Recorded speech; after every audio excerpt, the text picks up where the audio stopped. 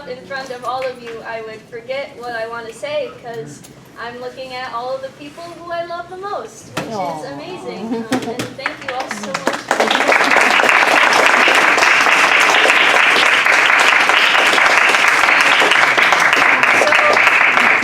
Bonfire began as my attempt to adapt the game Dark Souls to the stage. For those of you who don't know, within the game Dark Souls there are many bonfires that serve as the checkpoints for you in the game as well as for the other undead. It is where they can go to heal and congregate. However, I quickly decided that instead of adapting someone else's work, I wanted to write my own. I wrote the play while I was stage managing The Curious Incident of the Dog in the Nighttime, which many of you were a part of and went and saw. And for no fault of that show, that was in fact a very painful time for me and I was going through a lot. And I was feeling very creatively stifled because after acting in so many productions for so long, all of a sudden I had this one semester where I was doing no acting whatsoever. And acting was always my outlet, so I needed something else. So this story, Bonfire, became such a great solace to me in each of these characters. However, the true magic happened when all of these wonderful people brought my characters to life. And I hope that tonight all of you can share with us the sanctuary of this bonfire. There will be a small talkback with myself and my cast after the show, so please think of some questions or comments you would like to share. And before we begin, I would like to leave you with a quote from Sir Gawain and the Green Knight, which was a very big inspiration to me while I was writing this play. And I hope that throughout the play, the reason I chose this particular quote will be illuminated to you. This quote is from the very beginning of the story when Sir Gawain is speaking to his uncle, King Arthur, and offering himself to be the person who fights the Green Knight. I am the weakest, the most wanting of wisdom I know, and my life, if lost, would be least missed truly. Only through your being my uncle am I to be valued. No bounty, but your blood in my body do I know. And without further ado, I present to you Bonfire.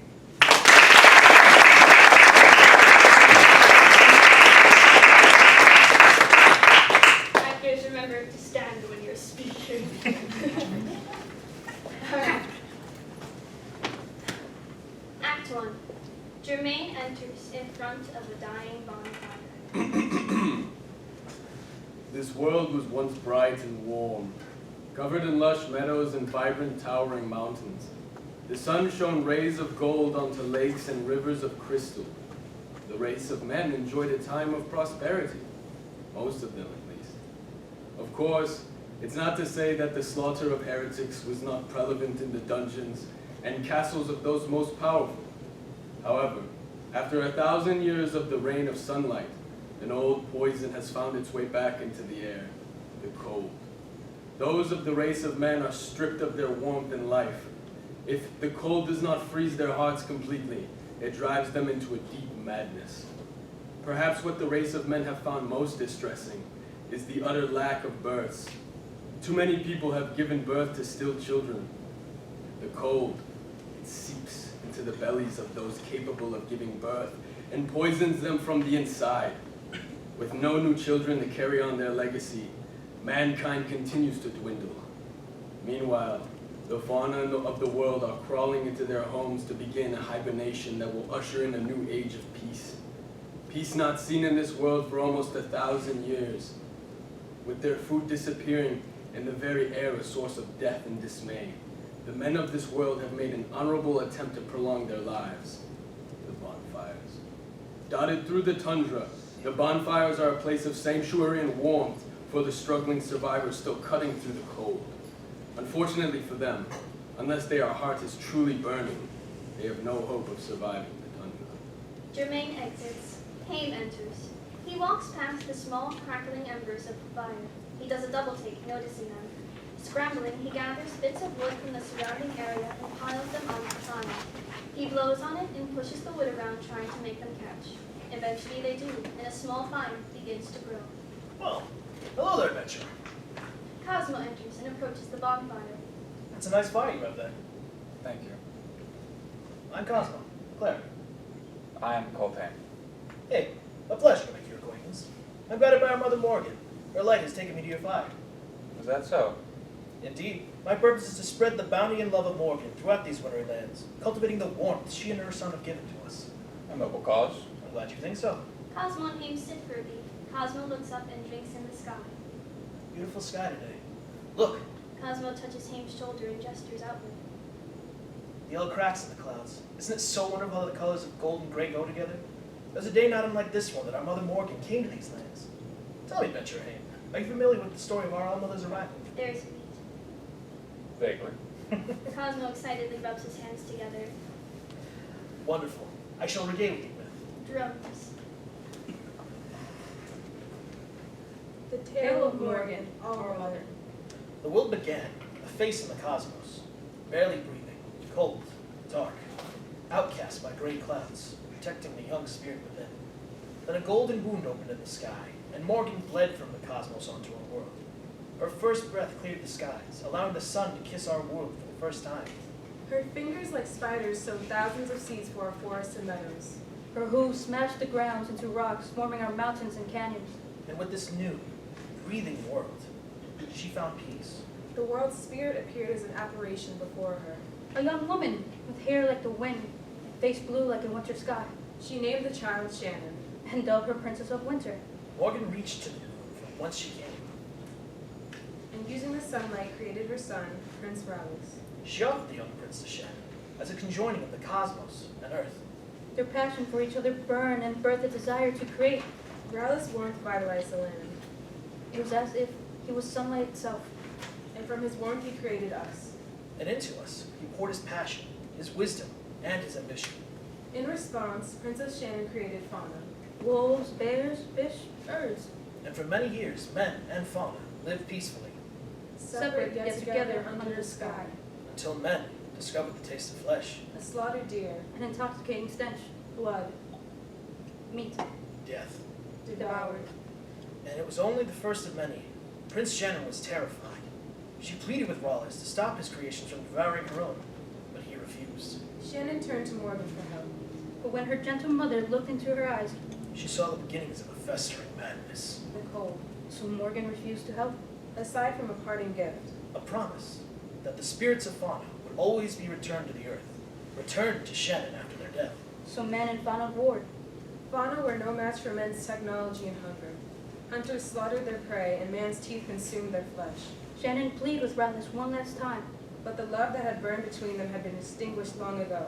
But Shannon was not without weapons of her own. She released the cold. A miasma strong enough to freeze even the strongest of Rallis' men. Heartbroken by the death that bathed the world, Morgan interfered once again and came men and gave them fire. Shannon retreated to the distant tundras, shrouding herself in a place so cold no men would dare tread. She allowed herself to be consumed by her wolf children, her spirit being divided amongst all her creations. And Morgan's gift to her creations became a gift to her as well. Piece by piece, as each fauna is killed and born anew, Shannon's spirit is returned to the earth. At the retreat of his former lover, Rallis' temper ceased. He took his place in the heavens, reconnecting us to the cosmic origins above, and with his mother began watching over both men and fauna as their master. A gentle monarch blessing all of our hearts with his warmth. His spirit keeps us strong and keeps us connected to our all-mother's love. Praise Morgan! The ensemble members exit. Cosmo sits back down. There is a beat. Well, I will say that it's nice to see someone who is still so warm. It's been too long since I've shared a fire with someone. My sentiment is exactly Haim, the adventurer. Do you often share stories of bonfires? We're not technically those whose spirits have been damaged by the flames. The cold has been spreading very fast these days, very fast indeed. A sadly astute observation, adventurer. How many bonfires have you come across in your travels? A little over a handful, though the number drops day by day. Fortunately, each bonfire has survivors tending to it. It's just, The cold. yes, the cold. Morgan's gift to us can only take us so far. It tends to the physical needs, but the spiritual damage of this wasteland is too much for many to bear. Hence the stories. Exactly, my friend. I hope that revitalizing people's faith in our mother can give help to help their hearts burn bright again, just the way Raleigh's intended them to. Let's hope you're right, cleric. There is a beat. Have any of the bonfires you've gone to had children? Cosmo was silent. No. It would appear our prince is angry with us for some reason. Our means to create more humanity has been stripped from us. Even I, well, it's unimportant. Let's just say I've tried investigating the matter thoroughly. Understandable. Carnal matters don't concern us clerics, right? Are you asking me or telling me? I suppose I'm just asking for reassurance from a fellow man of faith. Taking me for a cleric? Of course. You can feel it by your very essence. You've been touched by our gods. I suppose you could put it that way. All right, then. You have no need to tell me your life story. I'm the storyteller here, after all. Indeed. Hello? Is anyone there? Whisper cautiously approaches the bonfire. Well, hello there, friend. Come, warm yourself by the fire. Oh, cheers! Whisper sits down next to Haim. You know, I knew it would be a good day when I woke up this morning. I took one sniff of the morning air and said to myself, Whisper, you are going to make some wonderful new friends today. Oh, yes, sir. Whisper. That's my name, Whisper the Thief. Oh, what else is there for you to steal in these cold days, Whisper the Thief? Well, at the moment, just some good company from two kind, generous gentlemen, I suppose. That's not an answer. I beg your pardon? I said that's not an answer. Oh, come now, gentle friend. Would you really pry into a stranger's business so quickly after introductions? I came here to tend to a fire, not to be buttered up by a swindler. Now, hey. Well, I never! Accused of such nonsense after only knowing someone a few moments. I meant no offense. Too late. I'm offended. I guess you'll have to make it up to me somehow. Oh, come now, gentle thief. We're all here to share this fire's warmth. Let bygones be bygones. Could you say that to every other person who's met me? Familiar with grudges, thief. Haim gestures to a large scar on Whisper's cheek in the shape of an X. Oh, this was just a birthmark. Unlucky from day one, I suppose. What brought you to this bonfire, gentle thief? Ah, well, my mum used to say that I must have been born with a hound's nose. I smelled the smoke and followed it here. And I was getting a bit chilly. Well, we all are these days. Thank goodness for our mother's gift, eh? What? The fire. Oh! Yeah. You just missed a tale of our mother. I'll cry about it later. The brand on the back of your neck. If I'm not mistaken, that's the brand of Germaine, the sign of a convict. Okay, fine. You caught me. But I did my time fair and square, and now I'm out. There's no judgment here, young thief. What you did before arriving to this bonfire is none of my concern. As long as you do not steal or kill in my presence, you are welcome. Oh, cheers, cheers.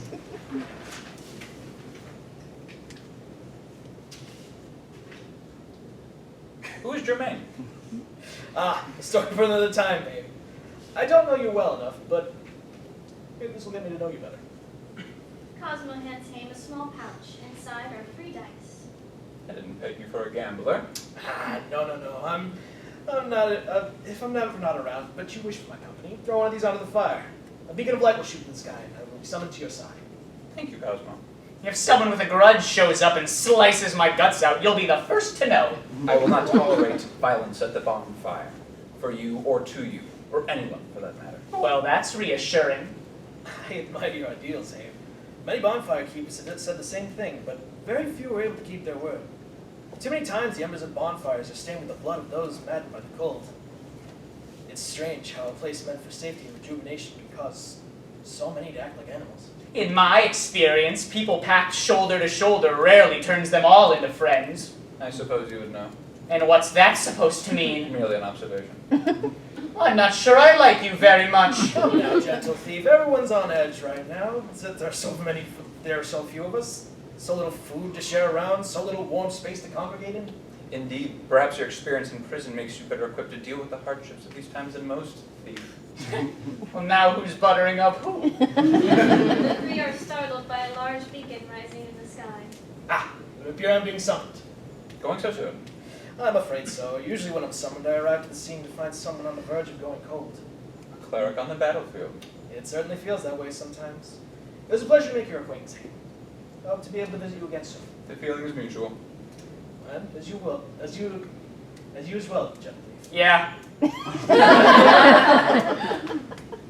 Safe travels. Cosmo exits. Friend of yours? I suppose. I'd like to think anyone who comes to the bonfire is my friend, even if only in brief. Even myself? Of course, Whisper. Steel Vincentius enters. Hail! Hail, Paladin. What brings you to this bonfire? Steel Vincentius' eyes are now uneasy whisper. I merely seek the company of those unclaimed by the cold for a short while. Then by all means, you are welcome. What is your name? They call me the Steel Vincentius. Well, I call you a pain in the ass. Are you too familiar? It was his tracks, in part, that led me to this bonfire. Wherever this one goes, carnage quickly follows. Is that so? Yeah, well, the same can be said for you, Steel Sarcophagus. At least my carnage is in spite of me, not because of me. Well, we'll have no carnage here. I intend to keep this bonfire a place of peace. An honorable mission. I am Haim. An honorable mission, Haim. I have heard that sentiment repeated by many a bonfire keeper, and all have failed. Forgive me, I do not wish to discourage you. It's quite all right. I realize the ambition that true sanctuary is these days. Well, it seems you're off to a good start. Yes, day one has come and gone without any blood. Seems like something worth celebrating. Have you got any food? I'm afraid I carry with me only nuts and seeds. Hardly a dinner. What about you, Paladin? Nothing I would share with you, worm. Well, I think I'll go get us all some dinner then. Maybe then I'll start being treated a little nicer around here. Halt, thief. I don't trust you not to lace the meat with poison. I will go, if only to prove my intentions with this bonfire to be pure. Haim begins to laugh. Steel Vincentius and Whisper look at him, puzzled. What's the joke? Oh, nothing. I've been the keeper of this bonfire for only a day, and I already have men beginning to fight for my favor. Steel Vincentius smiles sheepishly. He puts his hand on Whisper's shoulder and pushes him down so he sits. You stay. If I come back and this one is dead, you will be too. That I promise. Very comforting. Thank you, Vincentius. Whisper crosses his arms petulantly. Steel Vincentius exits. There is a beat. Well, I'm not going to kill you. That's lovely to hear, Whisper. Truly. You're mocking me. No, gentle thief. I promise. I suppose I am delighted at how many people I've met today. I've not gotten to speak this much in one day in a very long time. I feel almost out of practice. Yeah? I've been traveling alone for so long, and even before then, I was always one of those men who could feel very alone, even when surrounded by others. I know what you mean. I should think so. I'm sure prison is quite the same. Today has truly been a wondrous day. I'm allowed to spend the night, right? Well, it's okay with you if I stay overnight at the bonfire? Why, of course. Gentle thief, you may stay as long as you'd like. Well, thank you. Gentle bonfire keeper. Haim watches Whisper for a moment. May I be completely honest? Well, most people like it when you do. Oh, the royal you, that is. You seem haunted. And what's that supposed to mean? Pardon. Whisper smiles. Oh, you're pardoned, cleric. That's the second time someone has called me that today. And? And what? Well, it's true, isn't it? Well, you're a cleric. Yes, it is true. I suppose my sensibilities make it difficult to hide. I apologize for my comment. It was a little too personal to say only after knowing you for such a short while. Like saying I was a dishonest swindler? Fair. Whisper relaxes, returning to the jovial attitude he first arrived with. No, that's all right. Well, as a way to smooth the waters, if I want to just say that the thing haunting you comes to this bonfire, I'll make it clear that it is not welcome. Well, I appreciate that. You're a good egg, Haim. What are you a cleric of? Well, that's a personal question. I don't know you well enough. I see. Well, if it makes you feel any better, I hate all clerics equally, without prejudice. I suppose it does make me feel a little better, yes. Whisper smiles. He playfully hits Haim's shoulder. See? I'm not so bad once you get to know me. I suppose I'll have to make that judgment once I really know you. Fair. And I'll do the same, cleric. Steel Vincentius enters holding a small goat. So he hasn't stuck a knife in your back yet. I'd call that an improvement. People generally hesitate to kill me. I suppose they end up liking me too much. I'm sure that's it. I'm just so taken by your charisma. Steel Vincentius sits down and begins to prepare the goat. Haim looks away. Squeamish? You could say that. Tell me, must you do that right by the fire? I want to have an appetite when it's ready. Complain with the fervor of a child, thief. Just be grateful I'm willing to feed you at all. Whisper sticks his tongue out at Steel Vincentius. The paladin raises his knife to Whisper's face. Don't tempt me, worm. Whisper swallows his tongue back. He crosses his arms. Night draws its curtain over the sky. After dinner, Steel, Vincentius, and Whisper fall asleep while Haim watches over the fire. Morning rises. No, of course not. Steel, Vincentius wakes and watches him. No, my love. Our time apart has not affected my view of your beauty. Haim? Haim looks at him startled. Good morning, Vincentius. Who are you talking to? The fire. I love fire. He reaches out and plays with the flames with his fingers. Fire, I feel, is one of the few things in this world that truly understands me. I haven't had the opportunity to share time with it in so long. We had some things to catch up on. I see. Would you be all right watching it for me? I'm very hungry and would like to go gather. There is goat left from last night. Ah, not for breakfast. Well, Yes, I will watch your fire. Thank Watch you. yourself up there. thank you, thank you. Haim exits. The fire dims in his absence. Steel, Vincentius moves closer to the fire, and it glows slightly brighter again. Whisper wakes up, rubbing his eyes. Where's Haim scampered off to? To fetch himself some breakfast. Peculiar fellow. There is plenty of meat left from last night. Well, after watching you gut the poor thing right in front of him, I can understand why his appetite may have sullied. Your words are even more poisonous when you're pretending to care, you know that? You know, Vincentius, it should be I who holds the grudge against you, not the other way around. Dragging me back by my collar every time I fled from those terrible dungeons. You earned your place in those dungeons, just like everyone else in them. Isn't a man entitled to a second chance? Of course. But you've squandered every chance you've been given. I really want to know, Vincentius. Why do you hate me so much? Hate you? Whisper, I don't hate anyone, especially not you. I wouldn't waste such a powerful, wonderful emotion on you. You simply disgust me. Steel, Vincentius stands. He grabs Whisper's collar and leans very close to him. Especially since I've seen you at your worst. Warm blood dribbling down your chin. Haim enters, snacking on some berries. Is something the matter? Steel, Vincentius releases Whisper. No, just reminding our little thief here of his place. Is that true, Whisper? Whisper looks between the two men for a moment. Yeah. Yeah. Haim sits cross-legged next to Whisper. Every time I walk into the snow, I feel I see fewer and fewer fauna. Indeed, food is becoming incredibly scarce. Finding the goat was a miracle in of itself. Makes me sad. Well, it makes my stomach even sadder. Hail, friends! Cosmo enters. Good to see you again, Gender Cleric. Haim stands and shakes Cosmo's hand. And you, kind adventure, Haim. Whisper, and I'm the Steel Vincentius. the paladin. Indeed.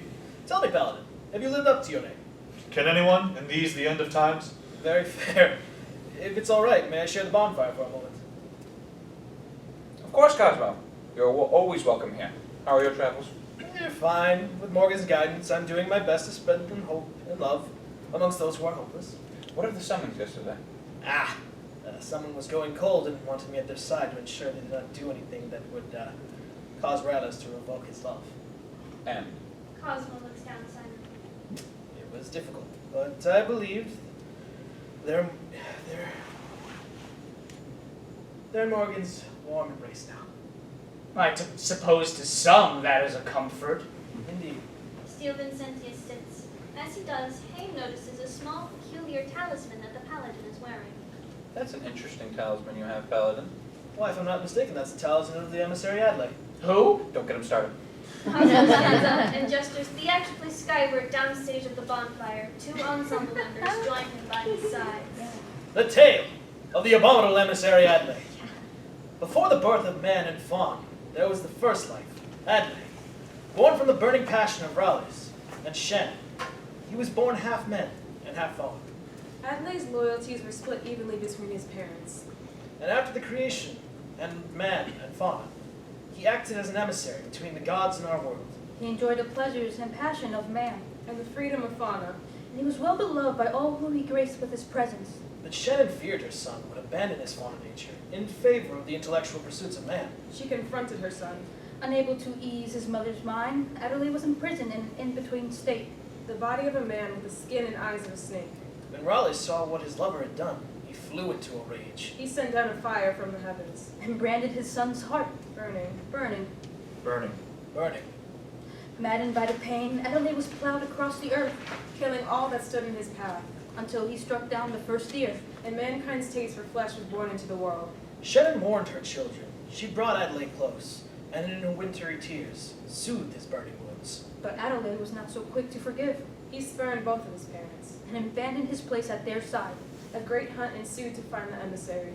Raleigh would stop at nothing to make Adelaide his own again, But just at the brink of war, He vanished. never to be claimed by his father. Were there any more like him? Yes, He spread his seed among Rallis' creation. each child born with his blood in his heart. Passing it down to their children. and the children's children, an abominable burning heart. Ensemble exit. Cosmo eyes the seal Vincentius suspiciously. He raises his hand and curiously attempts to touch the paladin, who grabs the cleric's wrist.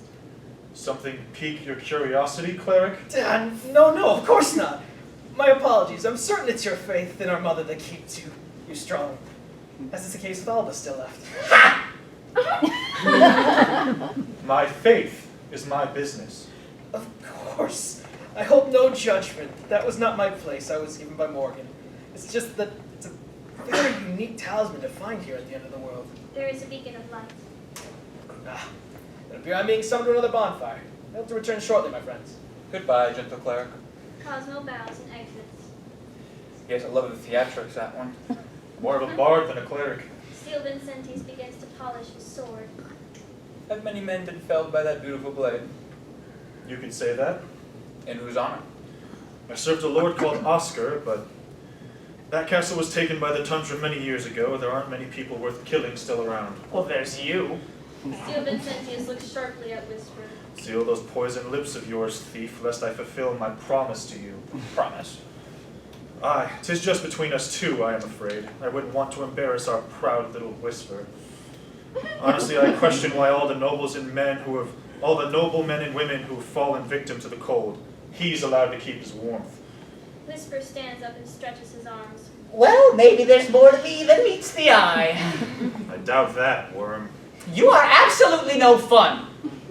I think I'll go look for some food. If only to have some respite from this abuse. Whisper exits. You have a peculiar choice of companion, adventurer. I am merely the keeper of the bonfire. They choose me. If it were in my power, I would delight in restricting those who may take respite at the bonfire. May I hold your talisman? Please, I'm very curious. Very well. Seal Vincentius takes off the talisman. He holds it in his palm affectionately for a few moments before gingerly handing it to Haim. It's very warm. Yes. I wear it close to my heart. Always. To keep you warm. Quite the opposite. Here. Feel. Seal Vincentius presents his chest to Haim. Over your armor. Absolutely. Haim presses his hand on the paladin's breastplate. Oh. My curse. To be so warm all the time. When my mother told me of why I was the way I was, she was so joyful. She kept telling me how blessed I was. I'll admit sometimes I would feel myself become disgusted with her, knowing she'd welcomed someone with the blood of a traitor between her legs, knowing how deeply she enjoyed it. Like kissing Rallis himself, she said. She welcomed many. Anyways, I love my mother. I will always honor her, even if I may at times allow the dogma to poison my view of her. I soon discovered the burning was a blessing that I had to lie about and hide, lest I get a knife through my burning heart and noose around my burning neck. But when the cold started spreading, I thought, maybe she was right. Oscar welcomed me as a commander, and I felt so alive. A burning force, cutting through the cold, saving lives, slaughtering the unrighteous. I was unstoppable. But so was the cold. Comrade after comrade fell beside me. I can't tell you how many times I watched the cold take someone and know that my burning heart would never let me join them. And soon, wherever I walked, Haim, you and I were like moving walls. Walls of Rallis' fortress, the cold always just behind us. No matter how freezing my armor becomes, I burn inside it like a furnace. I tried so hard to share it with others. Too many times I've pressed someone against my chest, so many feel the burning in me and push me away. Call me a monster, and they still die. Everyone still dies. If it were truly a blessing, I would not have been alone. I would have been allowed to share it. Seal Vincentius presses his hand against And here you are. After everyone I've known has died, you appear. Another burning brethren. How dare you? How dare you take this long? I thought it was alone for so many years, burning alone, but here you are, sitting so casually beside the fire, as if its very heat doesn't scorch your flesh. I would hate you if it weren't for the relief I feel in your company at last. Haim holds the paladin's hand. I'm sorry to be so late to you, but I'm here now. Haim returns the talisman. Still Vincentius takes his hand away from Haim's chest. Yes, I suppose. I apologize. My anger is misplaced, brother.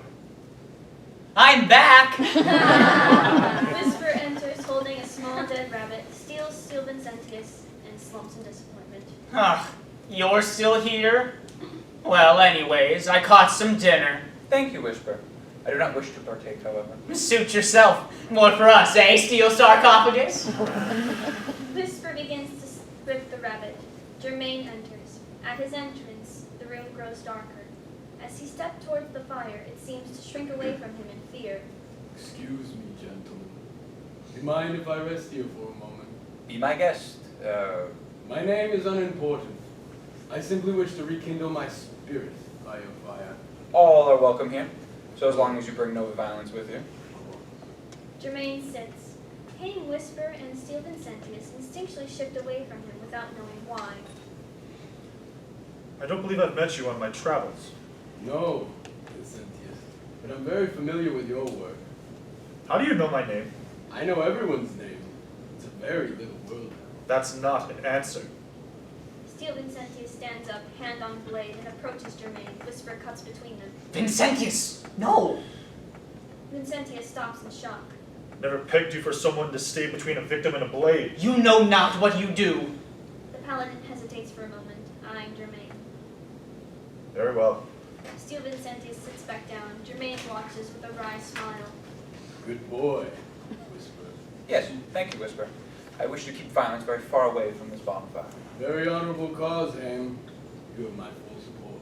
Thank you, stranger. Whisper watches Germaine uncomfortably. I think you should go. Please. I agree. My duties require me elsewhere. Will you not stay to share with us our dinner? No, I do not think I will be requiring that. Thank you for your offer, though, cleric. Good day, gentlemen. Germaine exits. Whisper, who is that? Someone very scary, and that's all I'll say on the matter. Normally I would pry, but I can see you're being genuine. Thank you. Steel Vincentius pats Whisper on the shoulder. Well, it is getting very late. Maybe I will fulfill my promise to you tomorrow. You are impossible. I'm going to sleep. Whisper curls up tightly by the bonfire. Steel Vincentius and Haim look at each other and share a silent laugh. Night pulls over the sky.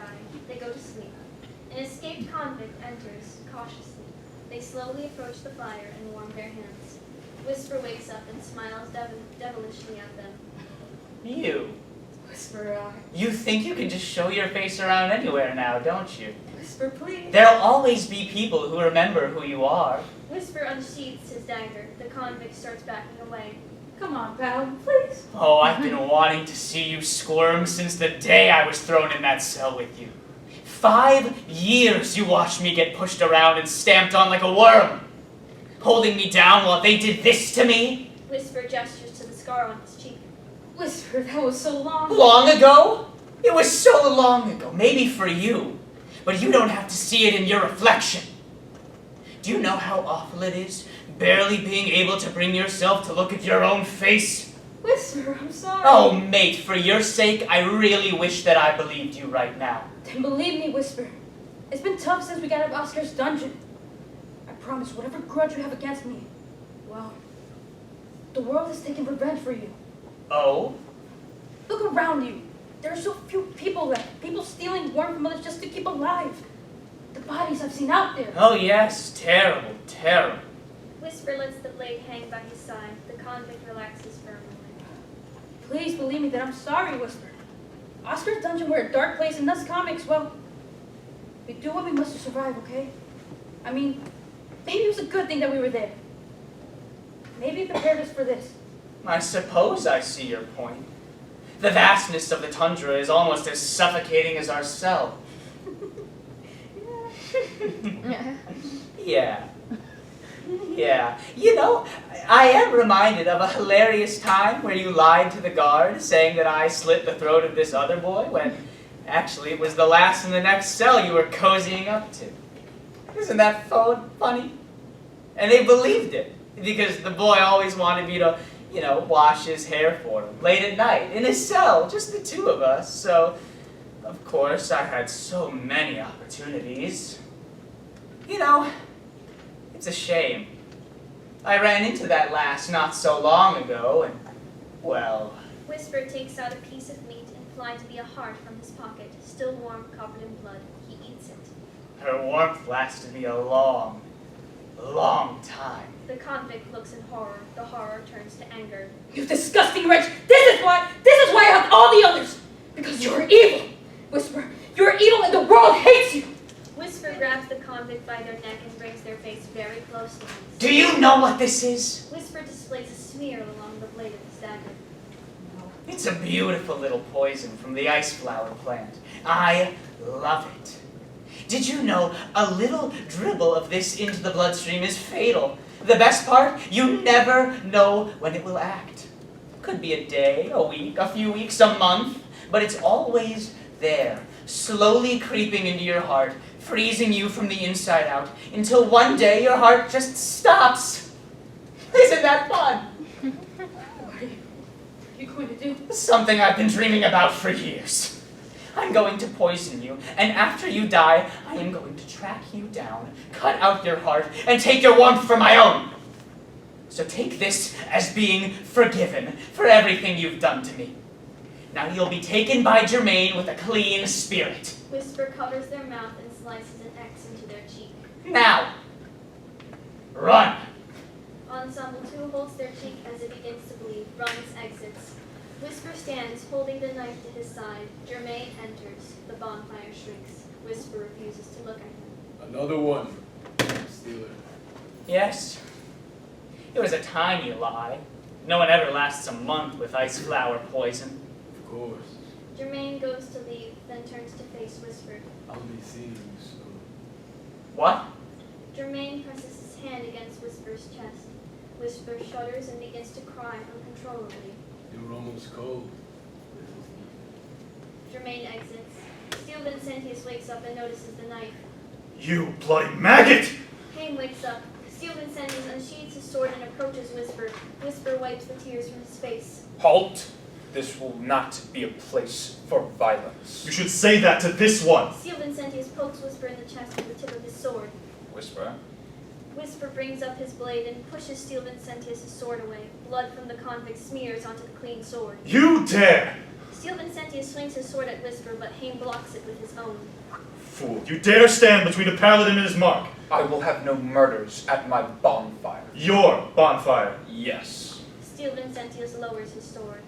Very well. Haim eyes the paladin cautiously as he crosses around him to approach Whisper. You have my word, burning brethren. Haim watches as Steel Vincentius places a hand on Whisper's shoulder and pushes him to his knees. Keep in mind the promise I made to you last I saw you, whelp. Oh, I'm afraid... Yeah, no, I can't quite put my finger on it. Steel Vincentius tips Whisper's chin up with the tip of his sword. I can see through your lies. Say it. There is a beat. I want to hear you say it. Oh. That you'd cut out my tongue and fuse it to my ass. Steel Vincentius lowers his sword. He turns to Haim. Protect this sniveling little rat if you wish, but know all you will gain from it is a cold knife in your back. Vincentius. I should go. I hope to see you again someday, Haim. Yes. Stay safe. And you. Steel Vincentius turns to Whisper. If I learn the keeper of this bonfire has died, I swear to you I will be the last thing you ever see. Do you understand me? Loud and clear, of course. Steel Vincentius gives Whisper a kick. He exits. Whisper coughs, holding his gut. Ugh. He was the absolute last person I ever wanted to see. Did you believe all that nasty stuff he was spewing about little old me? There is a beat. What you did before arriving to this bonfire is none of my concern.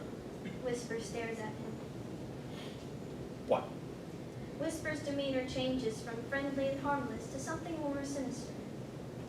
Why are you so eager to keep company with a swindling liar like me? Now, that's honesty I didn't expect from you, Whisper. Whisper draws his dagger and places it against Haim's throat. Come now. You can't simply be gullible. There must be something else. You don't frighten me, Whisper. Why not? Because you are too much like me. There is a beat. Whisper sheepishly removes his dagger. What do you mean? Oh, don't mind. No, what do you mean? Haim looks at Whisper. He relaxes, staring into the distance.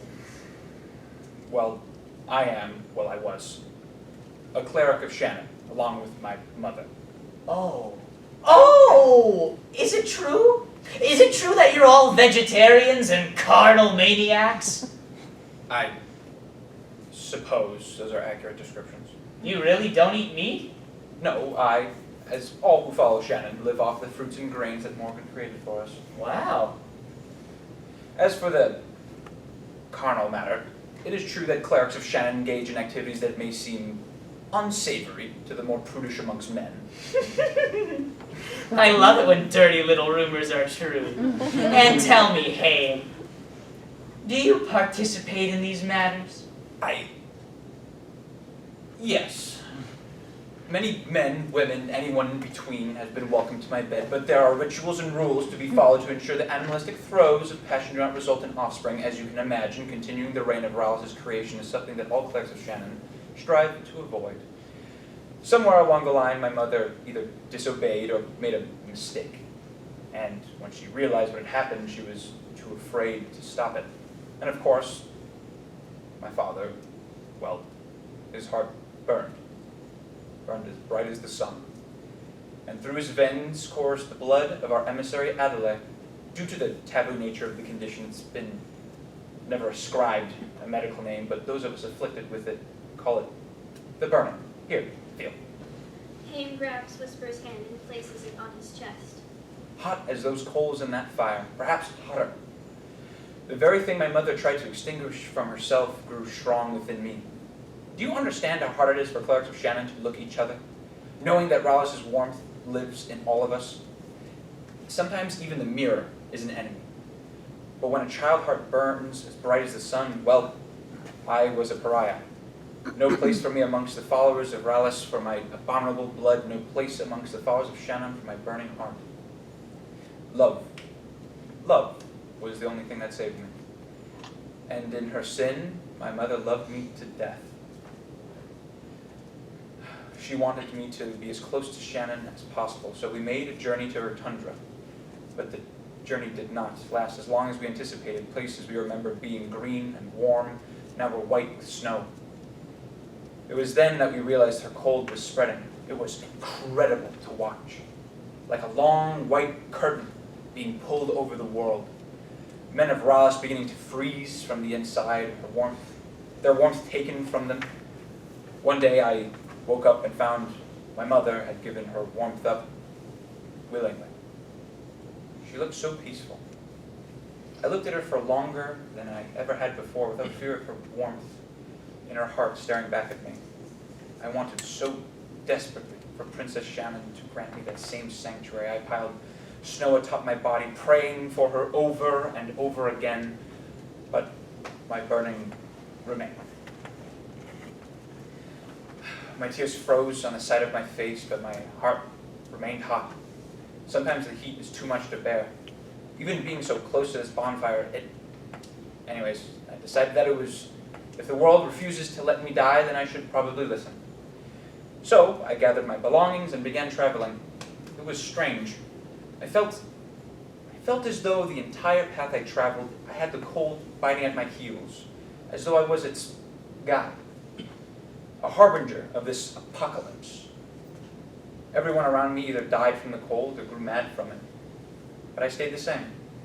Then, why tend to the bonfire? I don't know what else to do. I want to find a way to share the warmth. I want to save people, but I don't know how.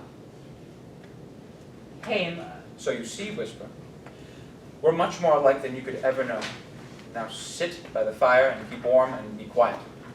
Whisper nods sadly. He curls up tight. Haim, Yes, Whisper? I'm afraid I'm going to go cold soon. I won't let that happen. I'll go to sleep. Haim throws another log onto the fires, and embers shoot towards the sky. End of Act 1. Act 2. Whisper and Haim are asleep in front of the crackling fire. Chronicle the huntress enters, creeping towards the fire. She pulls out a dagger. Approaching the sleeping Whisper, she grabs him and presses the dagger to his throat. If you scream, I'll slit your throat. I've been tracking you for weeks now. Where's Donner? Cronny? If you call me that again, I'll scalp you, whispered the swindler. Where's Donner? Haim wakes up and sees the scene before him. What's going on here? That's no concern of yours.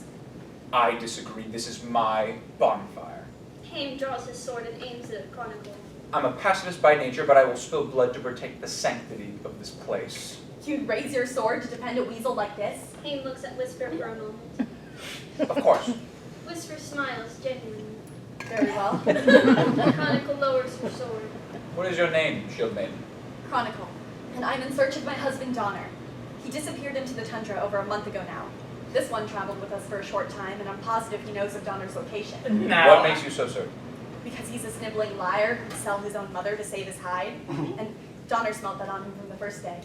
I promise you, Chronicle, Whisper has been residing at this bonfire now for many days, and since then, the only other visitors we've had is a cleric and a paladin. Come, rest here for a short while. You look chilled to the bone. Chronicle hesitates for a moment. All right, but only if you sit between me and that swine. Of course. Are you hungry? We have some food to spare. Whisper. I wouldn't accept food from that worm if he were the last person alive. Very well. Perhaps I can go out and gather some food later. I'm not so sure how I feel about you either, Bonfire Keeper, considering the company you keep. I keep the company of those who come to the bonfire, that is all. Whisper crosses his arms and turns away. You mentioned you were looking for your husband? Yes, my husband, Donner. A stout warrior with a fine heart. Well, I pray you find him. Thank you. It has been very difficult without him. We kept each other warm, in more ways than one. Without him, I find it very easy sometimes to be seduced by the cold. However, I'm sure he's out there somewhere. He's a strong man, beautiful, steadfast, and merciless. I know he's cutting through the cold same as I am. Merciless is right. Silence your tongue, festering whelp.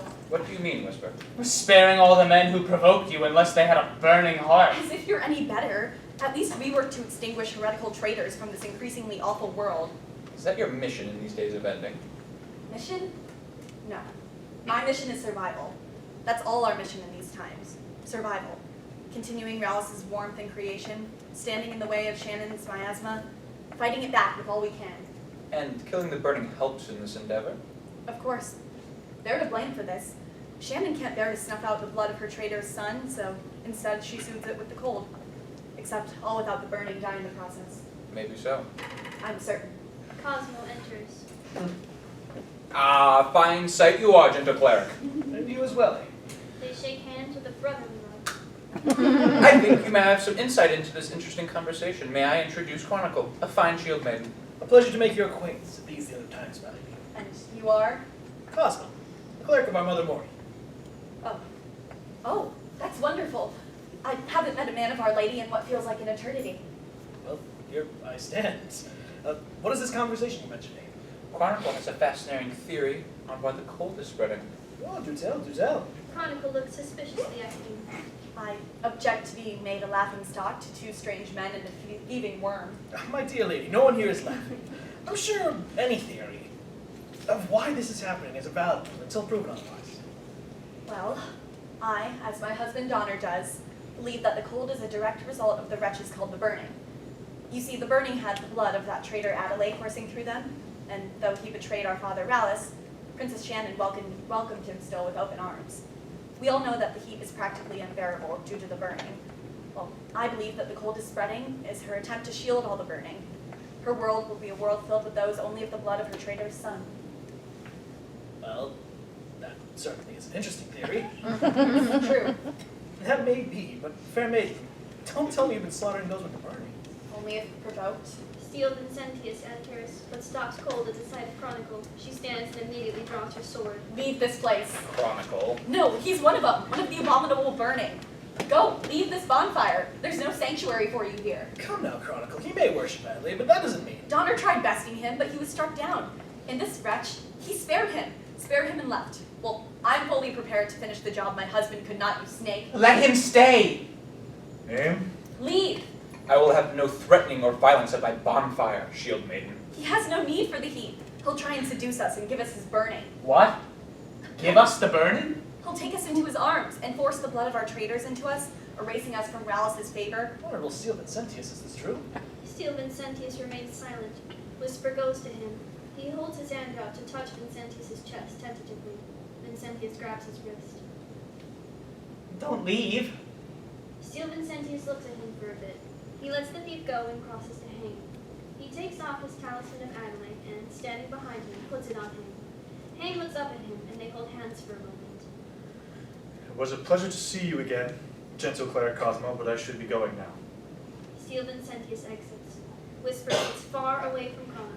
Chronicle sheathes her sword and looks at all of them in bewilderment.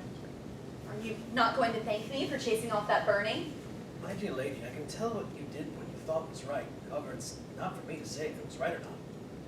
I would prefer next time, valiant Chronicle, you leave the gatekeeping to me. My bonfire is a place for everyone, whether they need it or not. I would trust your words more if you didn't wear the talisman of the traitor. Yes, Vinny. Why do you think the Seal Vincentius gave that to you? I don't know. Perhaps to remember him by. A beacon of light shines in the distance. It appears I'm being summoned to another bonfire. Though you should know, Adventure Haim. Cosmo touches Haim's cheek. I do believe yours is my favorite. Safe travels, Cosmo. Cosmo bows to Whisper and Chronicle. He exits. I think I will go gather some food for our guest. Thank you. Whisper exits. Chronicle and Haim are left in an awkward silence. Are you very familiar with the burning paladin? The Steel Vincentius was a visitor at this bonfire at one point, yes. Is that why he gave you that wretched talisman? Possibly. I wasn't given a chance to ask. I apologize. I suppose as a guest I should have let you take care of the situation. I appreciate your apology. Chronicle nods. May I confide something in you, Bonfire Keeper? Yes, of course. Things have been very, very difficult. The cold, sometimes it feels very close to my heart. Before Donner disappeared, we were expecting a child. But when it came my time, well, obviously I have no child with me, so it was comforting in a strange way to hear that I'm not the only one it's happened to in these cold days. It was comforting to not be alone, but also very frightening. I don't understand why Rallis will not let his creations continue to create. We were going to name the child Morgan. Derived, of course, from our all-mother. I was so excited to teach her how to hold a sword, how to tell her which mushrooms were good to eat, and which ones were bad. I was excited to teach her to always get up when you fall down, and to push back whoever pushes you. And all of those hopes were extinguished so fast. I suppose, in some ways, I'm grateful. It would be heartbreaking to raise a child in this world, knowing the beautiful world that we had when we were children, and knowing that we can never give that world to them. Whisper traveled with us for a short time when I was a child, but after the child was, I couldn't stand for him to be in my sight. I can't stand a lot of things these days, to be perfectly honest. I go to my sword anytime the smallest thing upsets me. That's why I must find Donner. I must be with him again. I'm terribly sorry for your loss, Chronicle. No person should have to go through that. Thank you. And I do apologize again for my behavior. Though my hatred for the burning is fierce, I should know my place when in the company of a well-equipped bonfire keeper. Oh, I'm nobody special. I was not assigned this task by a divine force. I simply rekindled the flame and would like to keep the peace. An honorable cause. Thank you. If I may ask, what did Whisper do to made you send him away? I'm sure you've seen the brand on the back of his neck. Well, during our travels, we came across a withered woman with the same brand of Germaine. The woman wasn't burning and was very close to having cold take her, so Donner and I cared for her. We were traveling along the edge of a large canyon at the time, completely overtaken by the tundra. Well, in the middle of the night, I awoke to the sounds of someone wailing in fright. Before I could do anything, I saw the woman had disappeared. Whisper was standing by the ledge of the cliff. I ran beside him and looked over the edge, but I couldn't see the bottom due to the darkness and the snow. I was furious. I was so sure that Whisper had pushed her off, though he assured me he hadn't. I didn't believe him. The woman had been so close to being cold once we found him. Whisper claimed that she grew mad and wandered off. I knew then I didn't want my child to be raised around a man like that. I woke Donner, and together we chased him off. That's why I'm certain that Whisper is the reason for Donner's disappearance. I'm sure he knows where he is. I'm sure. Whisper enters. He has with him a small slaughtered rabbit and a handful of herbs and berries. Dinner. Whisper hands the berries and herbs to Haim, who nods in gratitude. Chronicle watches suspiciously as Whisper begins to prepare the rabbit to be cooked. It will trouble me greatly, Shield Maiden, if you do not eat. You look very weary. You are welcome to stay the night here and continue your search for your husband tomorrow. Chronicle looks up at the sky, realizing how dark it has become. I suppose it would be fruitless to search during such a dark and cold night. Precisely. Chronicle looks up at the sky, After dinner, Chronicle, Haim, and Whisper fall asleep peacefully by the fire. Germaine enters, and the fire shrieks. He crosses over to Whisper and places a hand over Whisper's mouth to wake him and keep him quiet. Very soon, Whisper. Whisper shivers. Germaine exits. Whisper returns to sleep. The sun rises. Reawakened, Cosmo enters. Good morning, Cosmo. It is nice to see you again so soon. You as well, Haim. You as well. Is everything all right? You seem to be carrying a heavy burden. I have very sad news. Cosmo sits next to Haim. The roads these days are all but covered in snow. There are very few of us still left in this little corner of the world. Also, on my travels, I've come across bodies of men and women with their chests mangled, hearts disappeared. It appears as though people have taken to killing each other and stealing each other's warmth. That's awful. Shield Maiden, I have this for you. Cosmo hands her a small talisman of Prince Ralph's. This is Donner's. Yes, I found him in the tundra, robbed of his warmth. Chronicle is obviously grief-stricken but maintains her composure. I gave him proper burial and prayed that his journey with Germaine would be one of peace. I'm deeply sorry. I see. Thank you. Thank you for delivering this to me. Of course, may I join hands with you and say a prayer? Of course, Dungeon Clerk. Cosmo and Chronicle stand in front of the bonfire, hands joined and heads bowed. They pray for a moment. Whisper and Haim watch them, then look at each other. Thank you. Of course. Sorry I have no story for this visit. Here's Haim. Whisper. My respects and blessings to Morgan. For all of you. Cosmo exits. Chronicle looks hopelessly at the fire. I suppose you wouldn't mind, would you, Bonfire Keeper, if I stayed another day? You may stay as long as you need to, Chronicle. Your mission is survival, after all. Who's to say that mission cannot be here for a while? Thank you. Chronicle looks over at Whisper. She begins to moan as tears fall down the sides of her face. Cronny, Haim cautiously holds Chronicle, being sure she does not feel his chest. Calm yourself, Shield Maiden. No one here will hurt you. But I saw him. I saw that worm. He does hurt people. Neither of us are safe. Haim looks at Whisper sharply. Do you have anything to say for yourself, Whisper? No, don't let him speak. He'll make us love him with that poisoned tongue of his, like he always does, squirming his way out of hatred's grasp. Now, Chronicle, that's not fair. You don't know him like I do. Cronny, why don't you go be on your own for a moment? Whisper goes to her, takes her hands, and stands her up. You need space. Chronicle nods, barely present. She exits slowly. Whisper watches. Come on, Chronicle. Pull yourself together. You care for her. I'm not sure I'm allowed to care for her after everything that's passed between us. I just can't stand to see her in such a state. concern I would not expect from you, Whisper. You don't expect a lot of things of me, do you, Haim? Whisper. No, it's all right. I understand. I don't expect much from myself either. Whisper laughs softly. Do you regret sending the steel Vincentius away in favor of her? I do miss him, but this woman needs the bonfire much more than he does. Oh, but Vincentius needed you! And who's to say Chronicle does not need me as well? She would kill you if she knew what you were. Which is why she doesn't. Where's this coming from, Whisper? I don't know. I just don't want to see you die. Not for something you can't control. There is a beat. Haim takes Whisper's hand in his. Thank you, Whisper. I can take care of myself, I promise. Whisper takes his hand away from Haim. Yeah. And I promise to take care of things when you can't. Chronicle enters, having regained her composure. Gentlemen, Ah, Chronicle. How are... I apologize for my behavior earlier. I needed a moment to collect my emotions. It's quite all right, Shield Maiden. We are all feeling deeply the sorrows of these times. Yes. A pregnant woman enters, crossing towards the bonfire. Excuse me? Yes, Fair Maiden? Excuse me, has a cleric of Morgan passed by this bonfire by any chance? Yes, one has, by the name of Cosmo. Do you know which direction he was traveling to? Yes, he set off about that way in search of another bonfire. Haim points. Ah, thank you. Do you mind if I rest here for a moment? Just for a moment. I must find Cosmo as soon as possible. Of course, milady. The woman sits.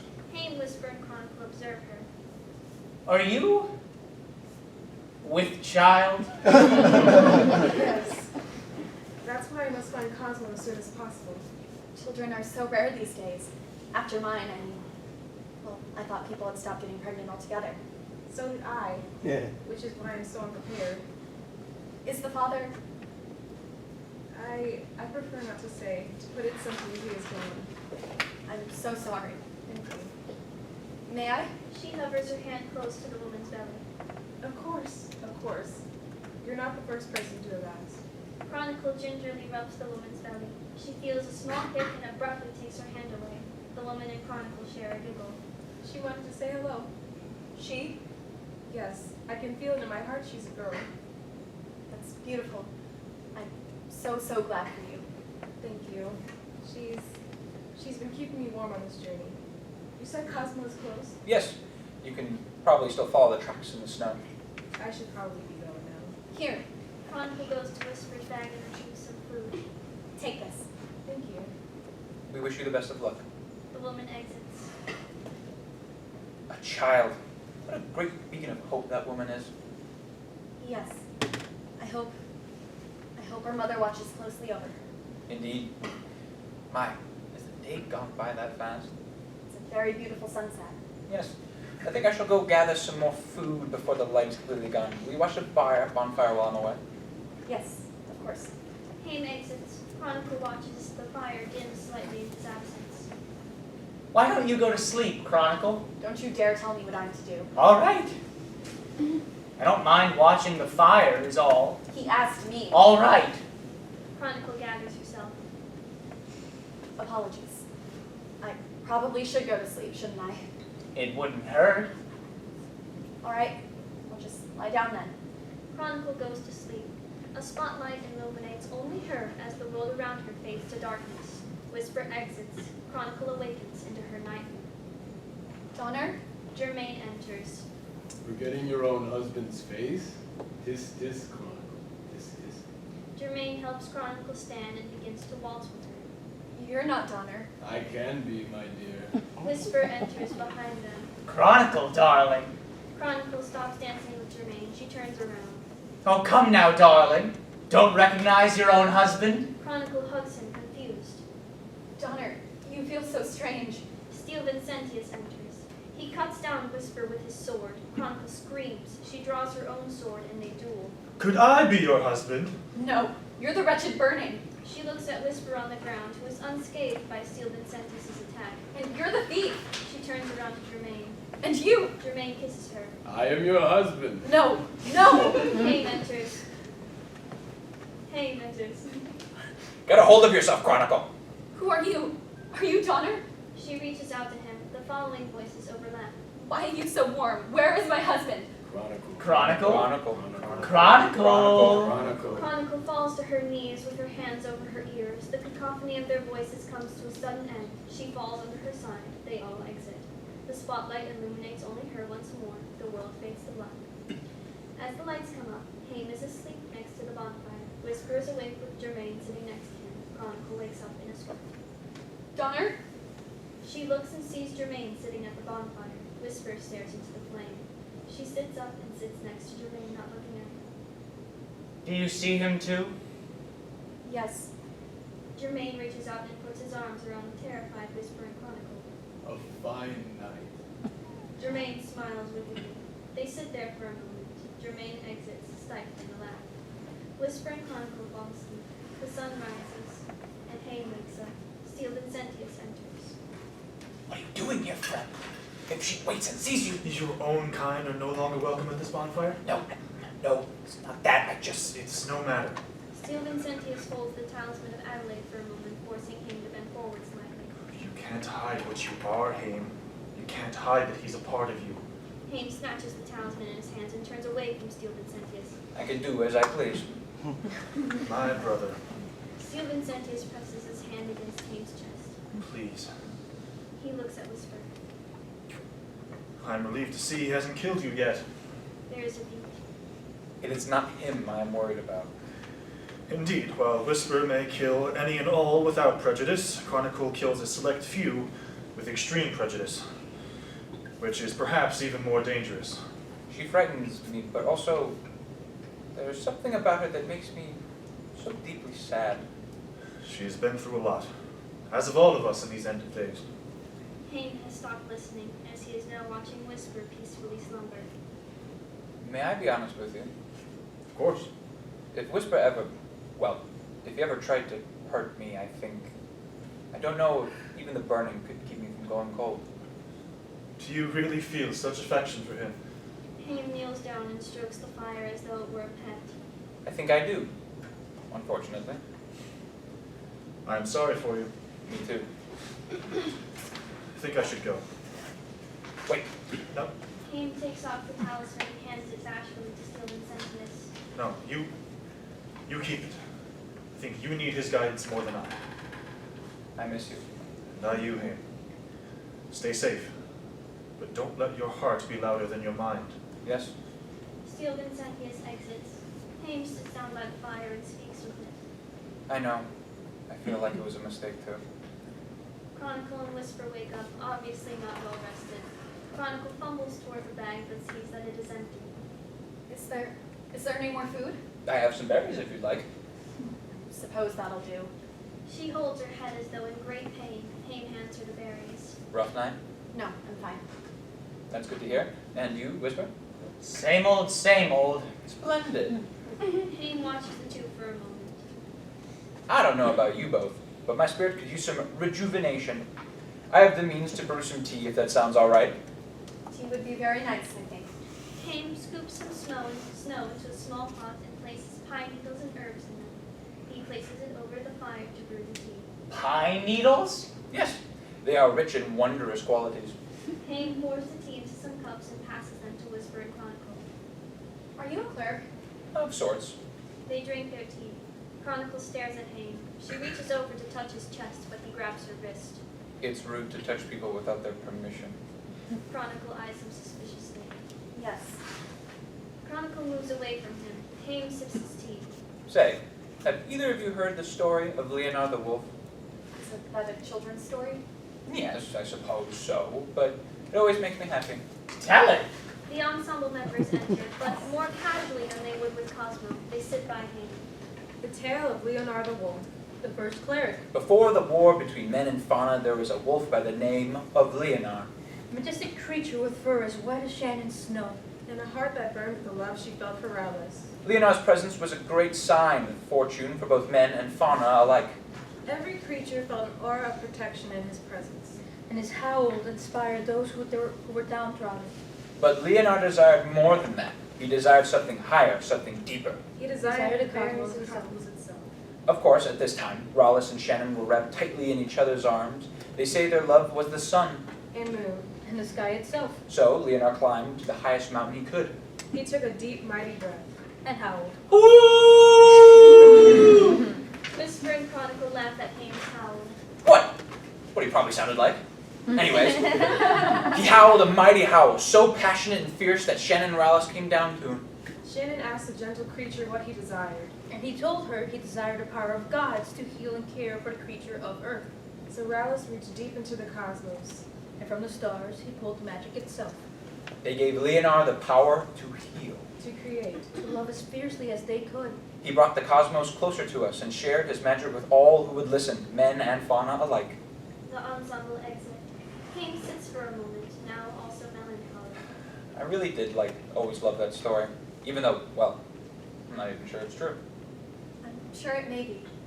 Though it's hard for me to feel the love for a cleric of Princess Shannon, even if it was before the war. Haim looks as though he is sinking from defeat.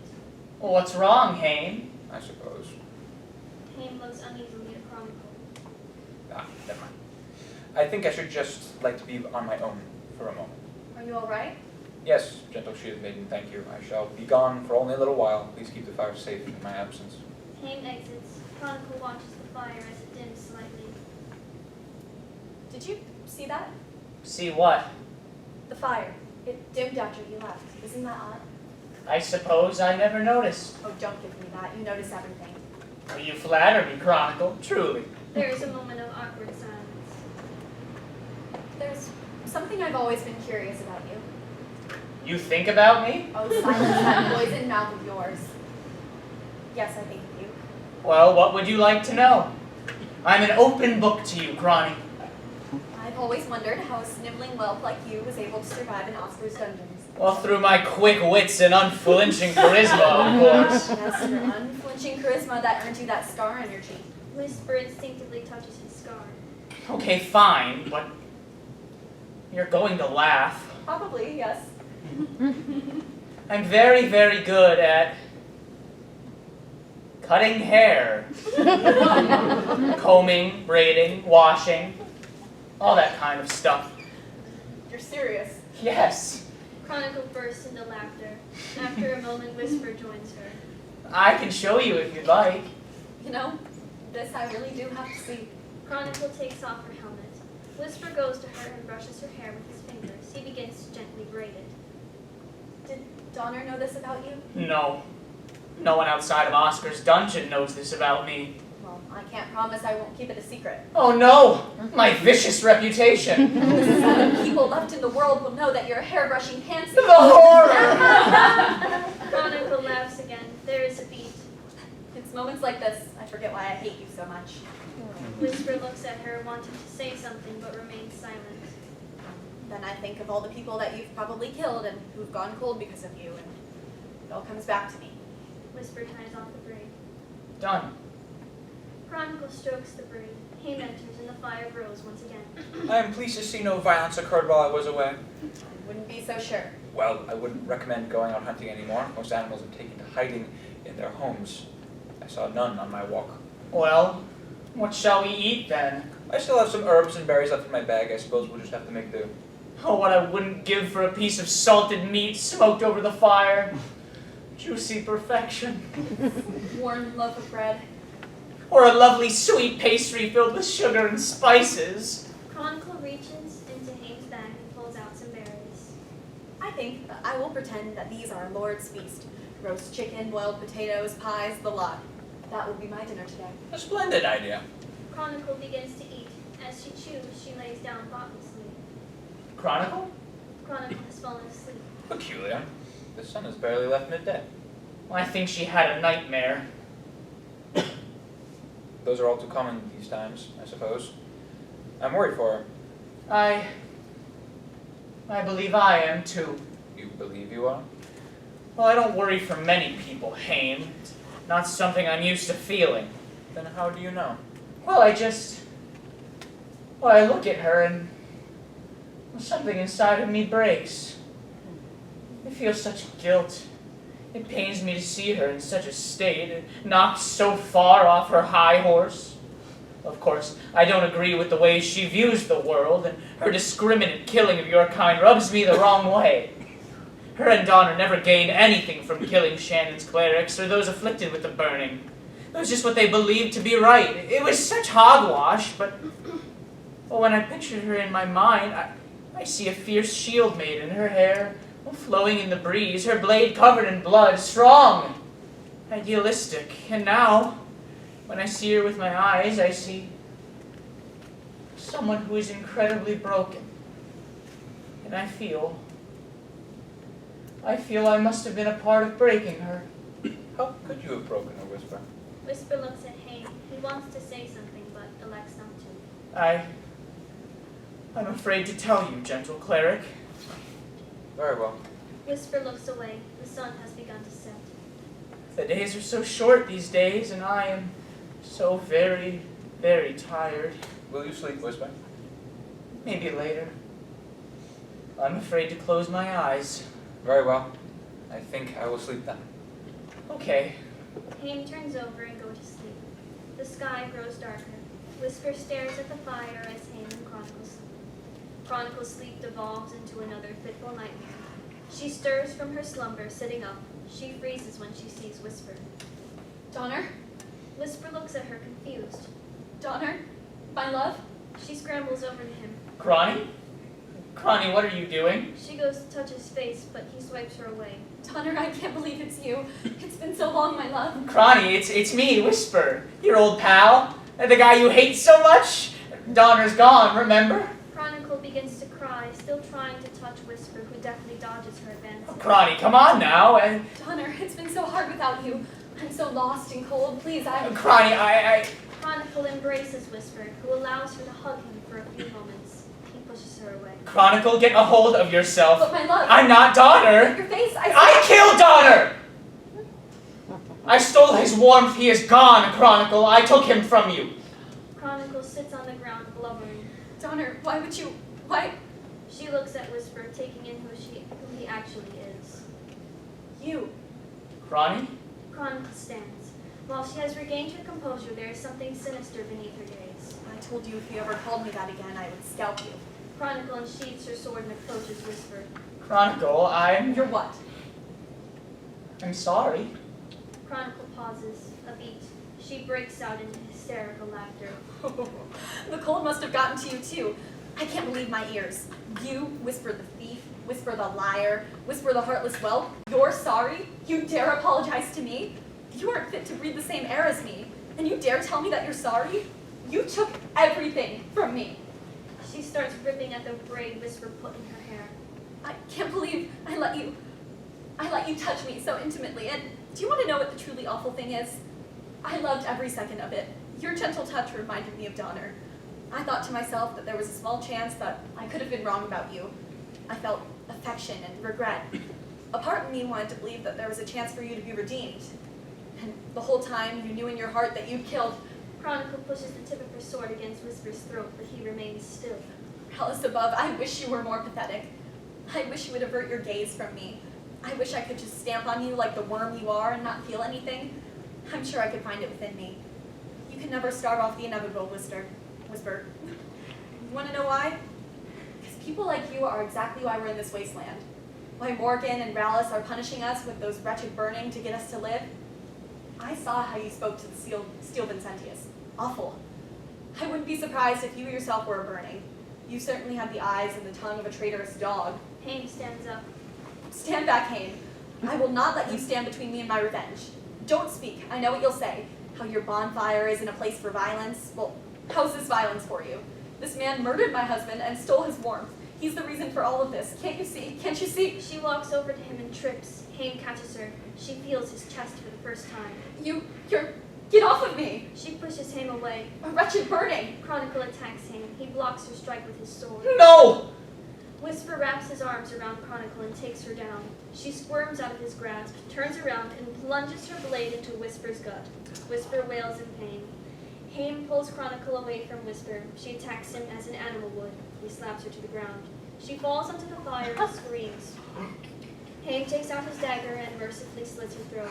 Without a moment to lose, Haim picks up some of the coals from the fire and puts them atop Whisper's wound. Whisper wails even harder. Haim presses Whisper's head into his chest to calm him and quiet the screaming. Shh. Just a few moments now, Whisper. Hang on. Please, stay warm. Stay warm. Hey. Whisper faints. It takes Haim a beat to notice. Okay, Whisper. Leave me now. I'll call Cosmo. Don't you worry. Haim fumbles searching for Cosmo's summon. He tosses it atop the bonfire. A great beacon of light shoots into the sky. The next morning, Cosmo arrives. He tends to Whisper's wounds, using prayer and applying herbs and bandages. Haim watches anxiously. You did the right thing, Haim. I knew there was a cleric in you. Yeah, well, it hurt. Congratulations, son. You've been stabbed. But your friend's quick thinking here is why you're still amongst the warm. Whisper glances at Haim suspiciously, then looks away. Cosmo turns to Haim. Don't mind him, honored friend. It's just the pain. He'll be our little Whisper again soon enough. So, he's going to live? Absolutely. Morgan has plans for him yet. Cosmo pauses, offering respect to Morgan after mentioning her name. As for her, He gestures to Chronicle's corpse. I'm afraid she's done for. Yes. Pardon me if I seem calloused. It's just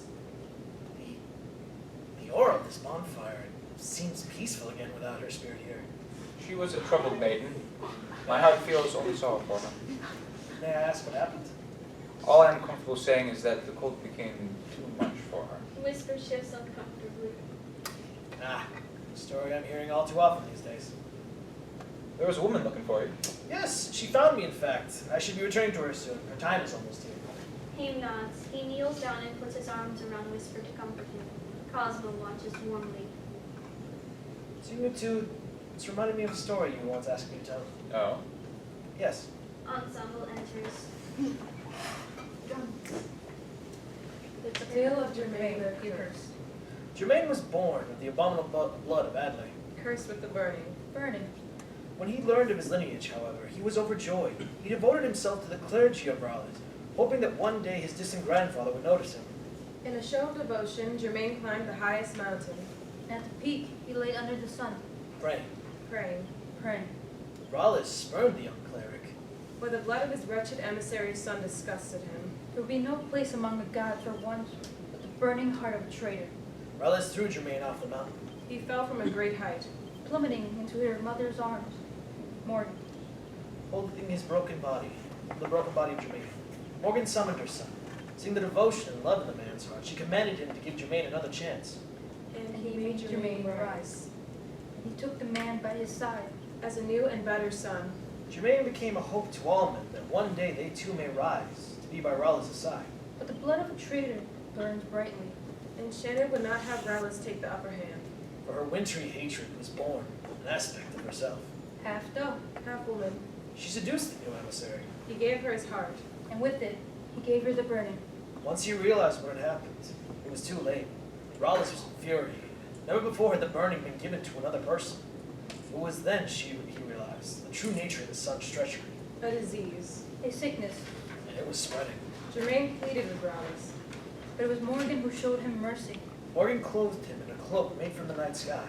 A new kind of emissary, With a great curse, imprisoned in a state of perpetual death. and tasked with guiding souls of dead men back to the All-Mother. Germaine became a gentle shepherd, a necessary sadness for all men to endure.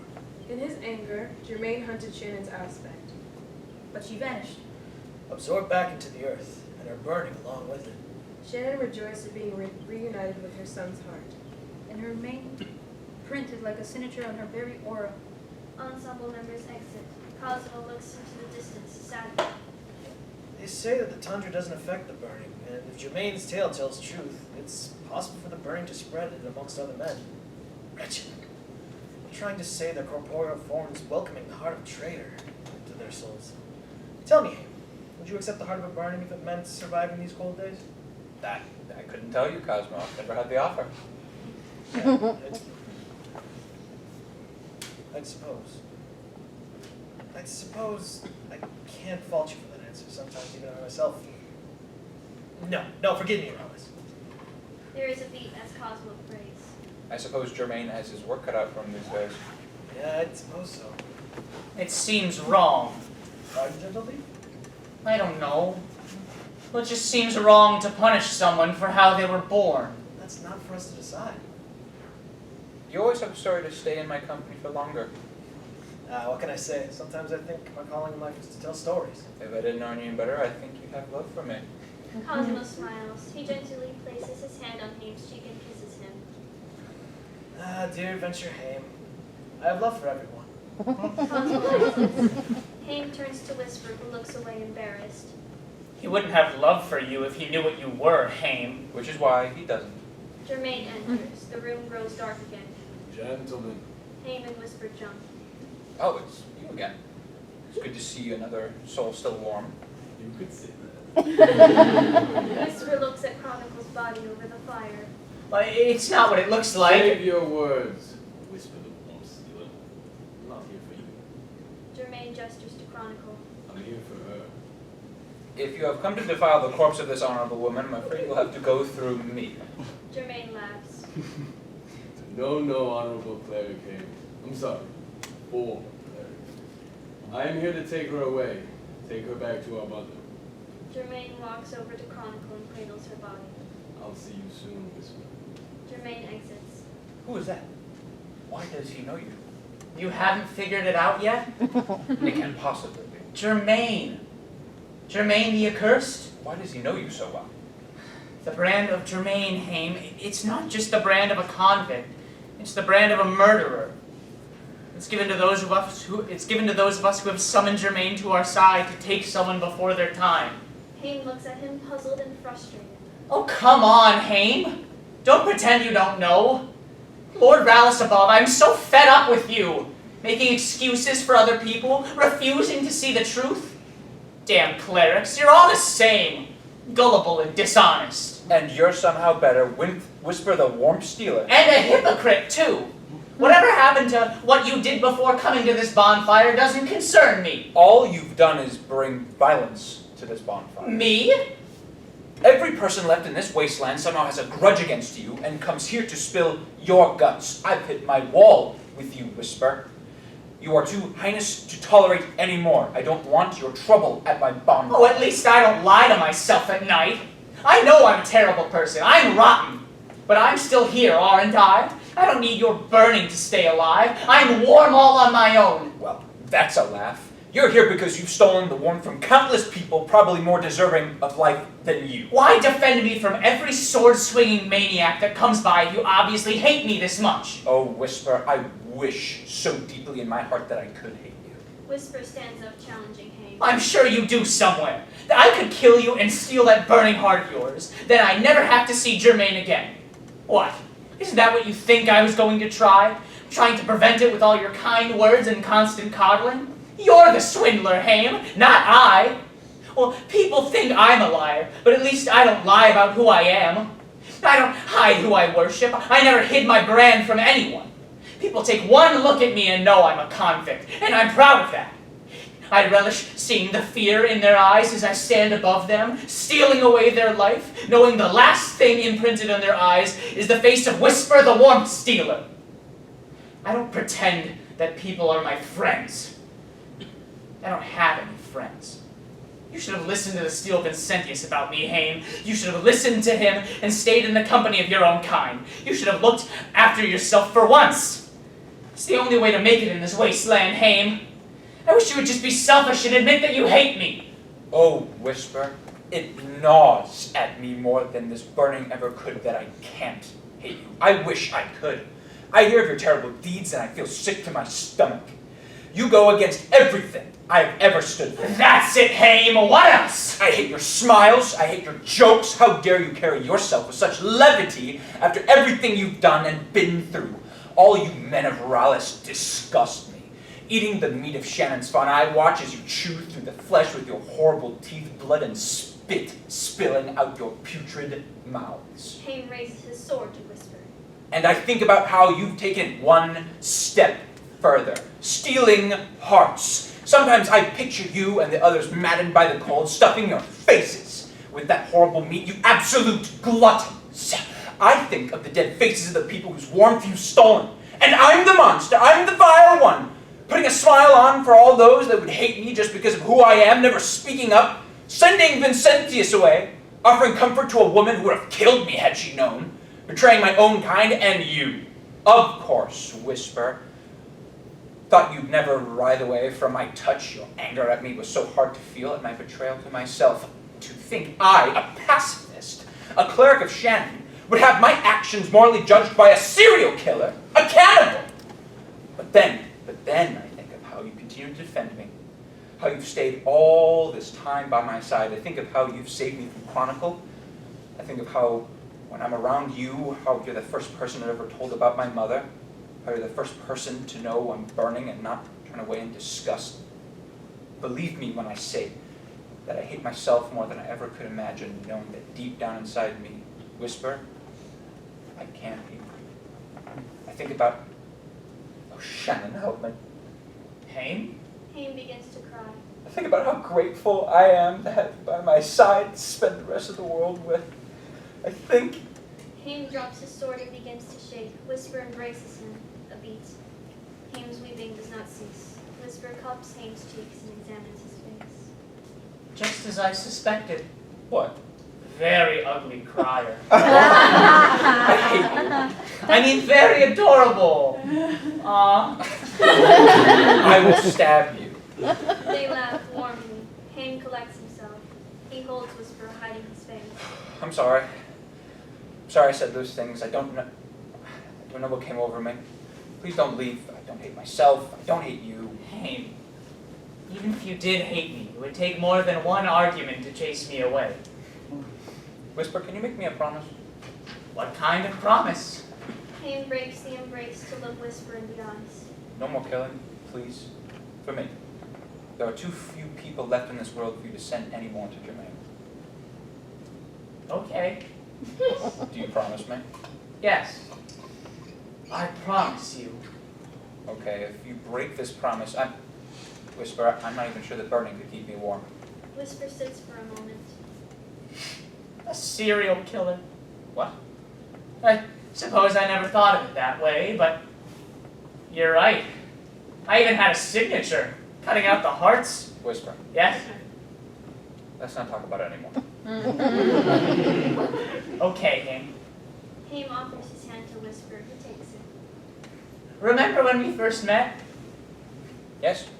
You told me you didn't like me. Well, you also just assumed I was lying and buttering you up. Which you were. Well, that's besides the point. I told you that you had to make it up to me, remember? Vaguely. Well, consider that debt repaid. You made it up to me tenfold, gentle cleric Haim. Oh, what a weight off my chest. Whisper and Haim share a small laugh. Whisper looks at him lovingly. Why are you looking at me like that? I was just reminded of when you told me of all the men and women and everyone else in between that you welcomed into bed with you. All in praise of Shannon, of course. Did your lovers... Did they feel the burning in you? Yes. It's hard for someone to be pressed against me and not feel it, but in worship of Shannon, such misfortunes are overlooked. Did you ever have feelings for any of them? No. In fact, more often than not, I would wake up in the morning to an empty bed. It was hard not to feel Used? in a way. Not to say I did not enjoy the activities of the night. Well, maybe you can show me sometime. Show me how to worship Shannon. Little thief. Now, what would make you think that? You know something, Whisper? Haim stands and towers over him, tipping Whisper's chin up with his palm. What? I find your lies awfully exciting. Haim leans down and kisses Whisper, just as they are about to sink into passion. Cosmo enters. Praise! He has blood on his hands. Haim and Whisper look at him horrified. Oh, carnal matters don't concern us clerics. Right, Haim? Cosmo pushes Haim away from Whisper, getting blood on him. Oh, but I know some clerics do enjoy them. Haim, you blasphemous, traitorous, Shannon-loving dog! Cosmo? Oh, yes, it is I, your dear old friend. Today has been wondrous. I just want to scream it at the sky. Cosmo, whose blood is that? Oh, Haim, I figured it out. The answer to all this waste. Cosmo presses a bloody hand on Haim's chest. You dreadful, beautiful liar. You dreadful, beautiful, burning liar. Haim slaps Cosmo and pushes him away. Cosmo retreats to the edge of the bonfire, some of the darkness having left him, but he remains teetering on the edge. What happened to the woman? That child, her time came. The sky cracked open just in the way it was when Morgan first came. It was the most blessed sky to be born under. The woman had a valiant heart. She pushed through until the end. Till I was holding the child in my hand, I felt immediately the child was like hot coals. The child was abominable, burning. I couldn't stop looking at it. You scream in my hands. Did you kill that child, Cosmo? No, I wanted to. I wanted to. If I knew then, I could feel my heart like poison snow filling my blood. I was so afraid. I gave the child to the mother, but she died. The birth was too trying for her. Haim grabs Cosmo forcefully. Where is the child? The paladin, he came. The burning paladin, he took the child. A burning raising a burning seems only fitting in this world. Cosmo begins to stumble between fits of crying and hysterical laughter. Oh, great mother of the cosmos, Rallis truly has abandoned us. This world is truly fit for you, you wretched burning. I figured it out! Cosmo begins to shake. I've done it. I've conquered the burning. I've conquered the cold. I truly am. Whisper grabs Cosmo's knees, causing the cleric to fall. He continues to ramble and shout madly. 2 streaks of foam leak from the sides of Cosmo's lips. I'm so sorry, Honorable Cleric. Cosmo is now catatonic. Haim plunges his sword into Cosmo's heart. He brings Cosmo close, embracing him as he dies. Haim. Cosmo falls silent and still. Haim is unable to put him down. Whisper grabs Haim's wrists and pulls him away from the dead cleric, whose body falls onto the bonfire. Whisper stands back. He wants to throw up but is unable. He screams. We're damned. We're damned. Whisper. He fell, Haim. He became cold. That beautiful cleric, he was the strongest of all of us, and if he can become cold, there is no hope. There is no hope for anyone, burning or not. Whisper, get a hold of yourself. Whisper begins to thrash. No! What is the point of calmness if my time is near? I'm not like you. I am like him. I'm like him. I feel so cold. My heart is freezing. It hurts, Haim. It hurts so much. Whisper begins to go cold. Haim wraps his arms around him. Whisper's thrashing causes them to fall to the ground. Whisper, please calm yourself. Whisper, screaming and crying, begins to die down. Though not completely cold, he lays in Haim's tight embrace, quite unresponsive. Let's just rest here for a moment. Haim is overcome with exhaustion. The 2 fall asleep wrapped together. Night falls. Dawn breaks through the sky. Germaine enters. Whisper awakens and screams. Haim bolts upright. Whisper, what? He's here. He's here. Whisper points fearfully at Germaine. No, it's the end. It's actually the end. Come, Whisper. Germaine crosses to Whisper, but Haim cuts between them. Look at me. Whisper. Haim stares at the beckoning Germaine. Whisper, look at me. Haim grabs Whisper's chin and forces him to look him in the eye. Whisper, I love you. I love you. Whisper, come. I love you. I give my heart to you. Germaine pauses for a moment and smiles sadly. He retrieves Cosmo and begins to exit. Whisper catches his breath. He doesn't notice Germaine leave. Haim embraces Whisper. I love you. You love me? Yes. Truthfully and completely, I love you. Whisper shudders. He has been exorcised of his ghosts, cleaned of the sins of his past deeds. I love you, Haim. I feel so warm. Whisper sits down by the fire but backs away from it. The fire, it's burning me. You'll adjust. Don't fight it. Let it burn. Embrace it. Make it a part of you. Am I? Haim places his hand on Whisper's chest. Burn it. You saved me. Yes. Haim caresses Whisper's cheek gently. So, does this mean you really don't hate me? I'll give you 2 guesses. Well, it's a yes or no question. Haim smiles. I do not hate you, Whisper the Thief. I don't hate you too.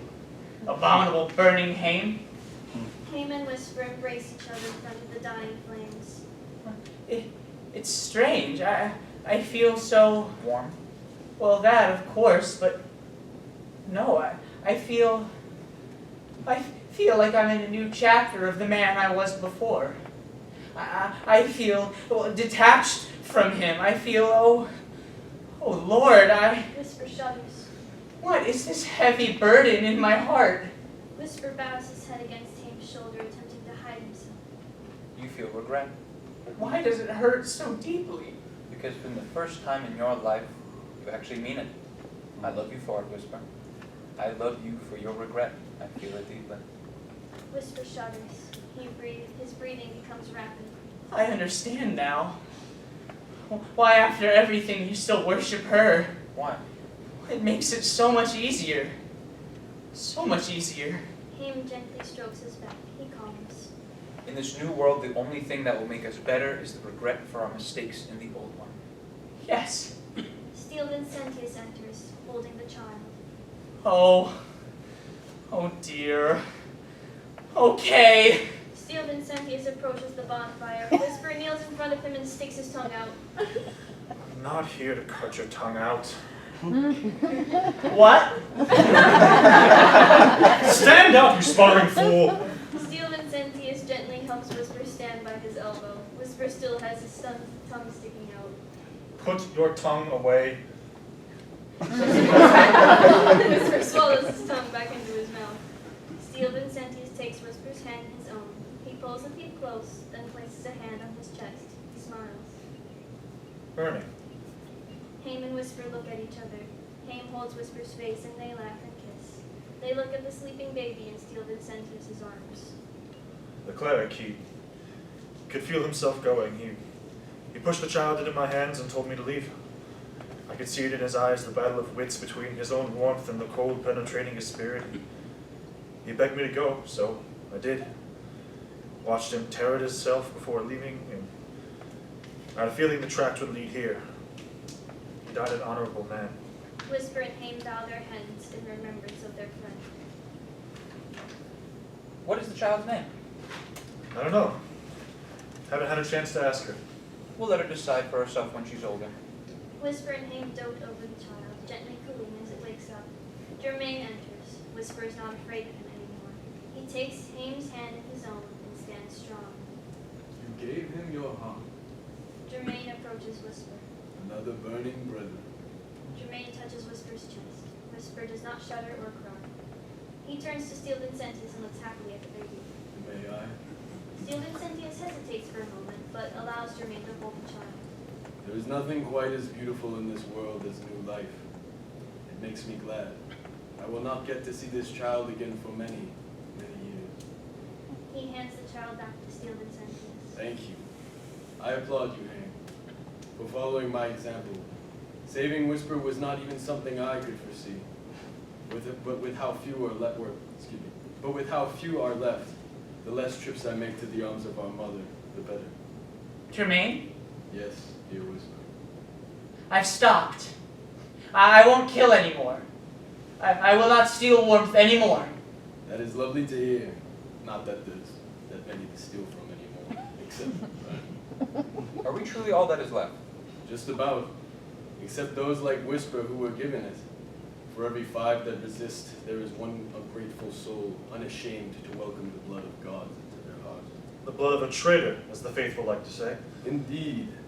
But there aren't many left to say, or there aren't many left to betray, are there? No, I suppose not. I feel, though, I must leave you all. I know my presence isn't always the most welcome.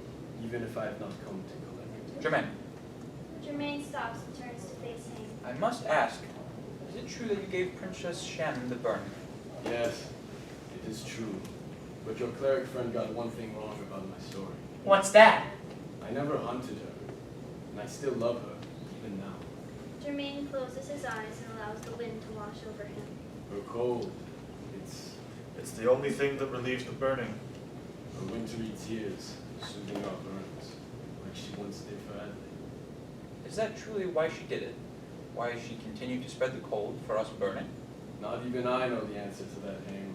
I choose not to think of it that way, and I encourage you also to not think of it that way. The thought of so many innocents dying just for us to live comfortably. It's too much. Indeed. Take good care of that child. It is very lucky to have 3 burning fathers. We will.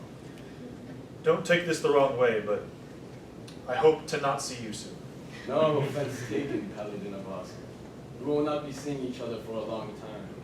As for you two, Germaine turns to Haim and Whisper, who are now embracing. you have my blessing. And now I must part from you for many years. Germaine goes to exit. Germaine, wait. Whisper goes over to Germaine and they embrace. Germaine smiles sadly at him. I'm glad you're not afraid anymore. I promise never to summon you to my side again. Parting is sweet. Are they angry? Who? The dead. Are they angry? They all are at first, but soon time with our mother soothes their souls, and then they are reborn again. Farewell. Whisper smiles. Germaine exits. Whisper faces Steel Vincentius. Born again. Do you think that means new life will find its way in a new world? It's possible. We do have her, after all. Whisper looks at the baby. He is oddly sad. I wish I knew how quickly I was to be forgiven before. Well, There is no place for grudges at the end of an era. If we are to usher in Princess Shannon's world correctly, it must be done with forgiveness. There is a beat. They all look at the fire. how long will the fire last now? Does it really matter? We have each other, burning brethren, and of course now a sister. Haim closes his eyes and feels the wind on his face. The cold is so close, I can practically taste it. Oh, maybe this is why we were born.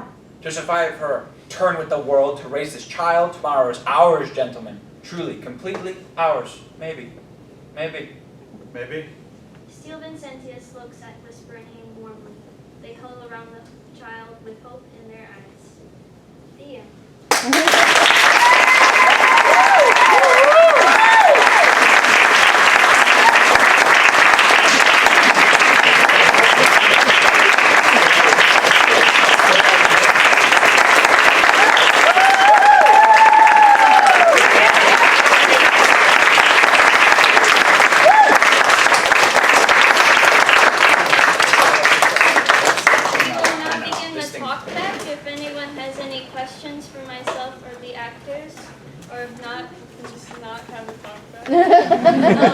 I would love to hear your thoughts, as this is the first time I've ever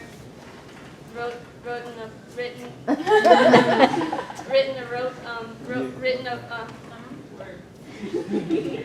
this is the first play I ever did make.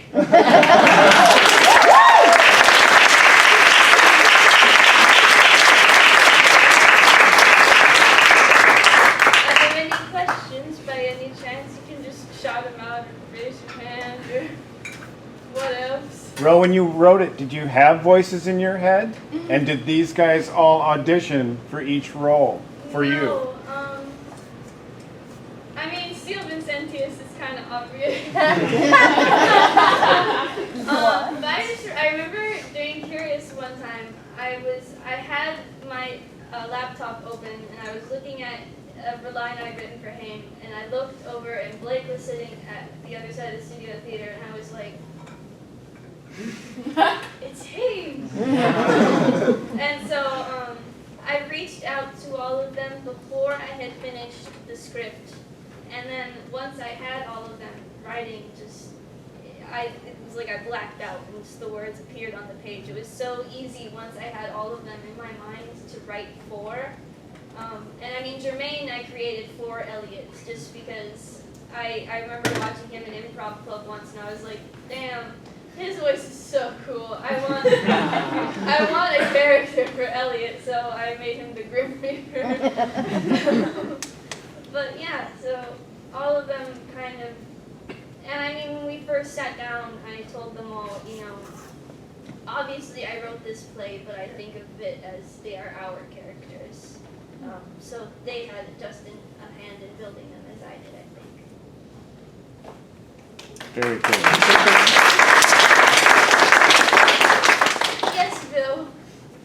In writing the play, did you start out kind of knowing where it was going to go, or did you go part way and then go, no, let me go back and change that? And one of the first scenes I ever wrote was the scene where Whisper confesses that he kills Donner.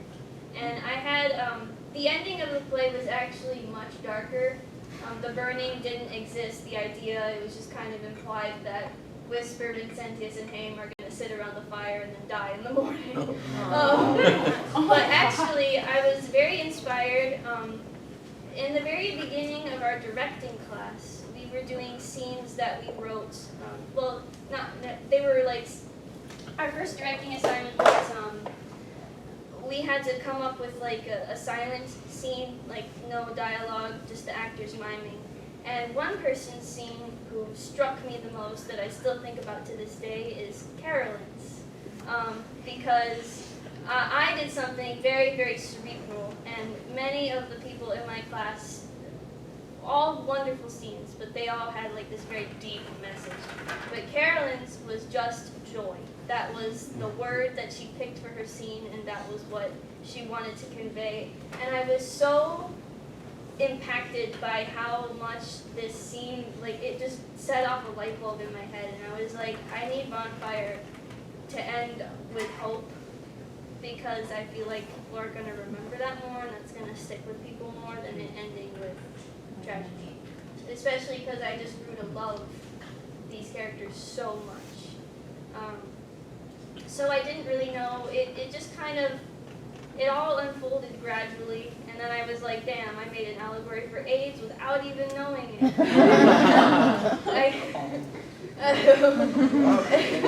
Before anyone asks, yes, we did kiss during rehearsals to get into character. Just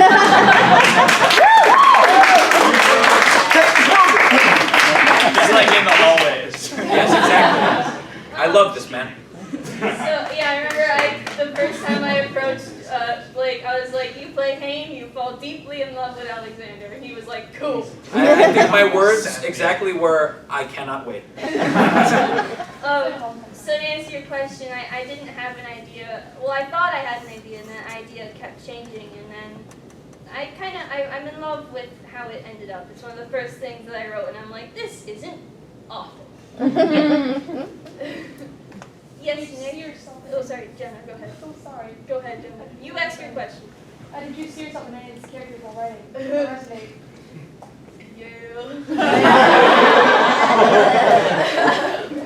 Well, let me just, when I approached Alexander with the role, I said, Alexander, you are the only person I trust to play me.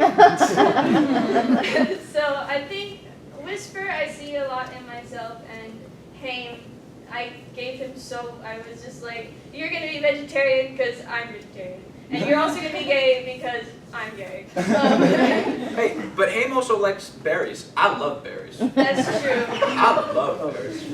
Haim is as much Blake as he is myself. And I mean, I feel like I tried to write aspects of all of them into their characters as well, or at least aspects that I knew that they could understand and grasp. So for sure there's a little signature of me on all of them, but I think Haim and Whisper are like, there are two wolves inside of you. One is Whisper and one is Nick Washington, you have your hand up. Where did the idea of making Germaine part of like the Brethren come from? That was like amazing. I was like, yes, the Dark Lord, gorgeous. That's a good question. I worked Germaine's backstory a lot. Because at first it was like he was going to fall in love with someone and fall, or the person he fell in love with betrayed him.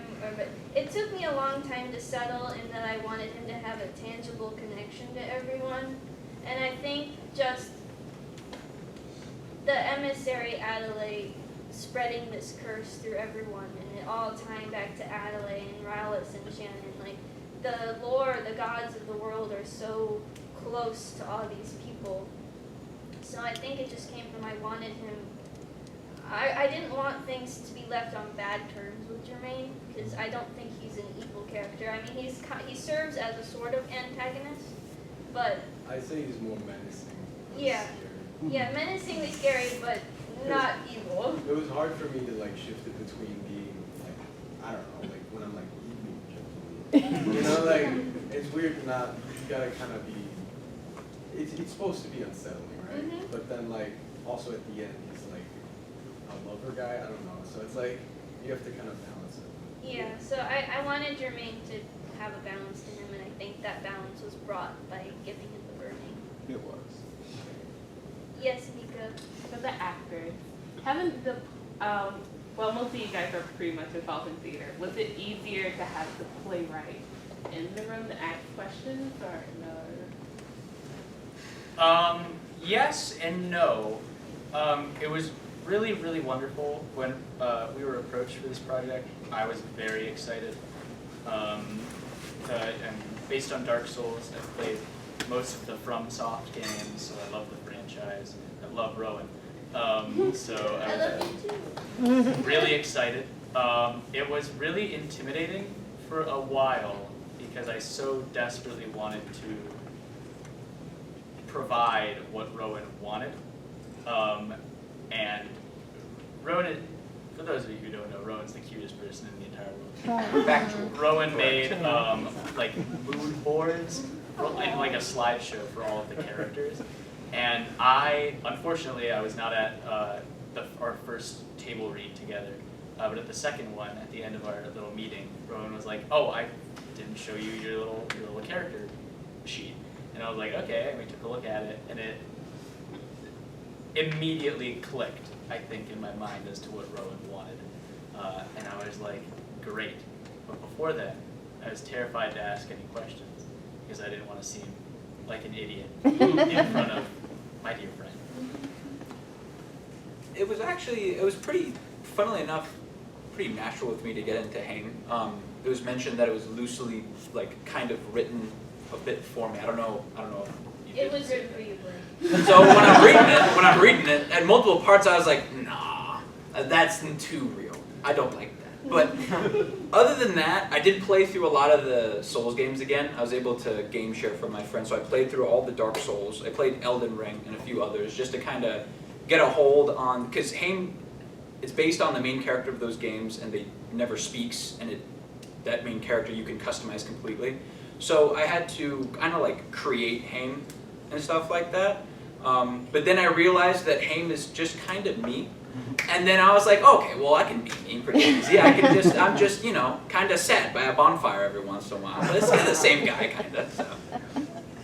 Contrary to you, I had a lot of trouble with Chronicle at the beginning because, I don't know, I feel like she's, like, I get it, like, I get her, but she's also very different to me. Like, I would consider myself, like, confrontational or like angry or like maybe messy, yes, but like not like the angry messy, So it was really helpful having Rowan there because at the beginning, Because I could just shout worms at you. Yeah, Rowan helped me a lot. He was like, "Be angrier," and I was like, "Okay." He like guided me through like the entire like exactly what he wanted and everything. It was very helpful because I did have trouble the first couple of rehearsals connecting like with certain scenes and stuff. Even when Elise was doing her lines, Rowan was like, angrier, Exactly. more. This might come as a shock to a lot of you. I know Rowan pretty well. So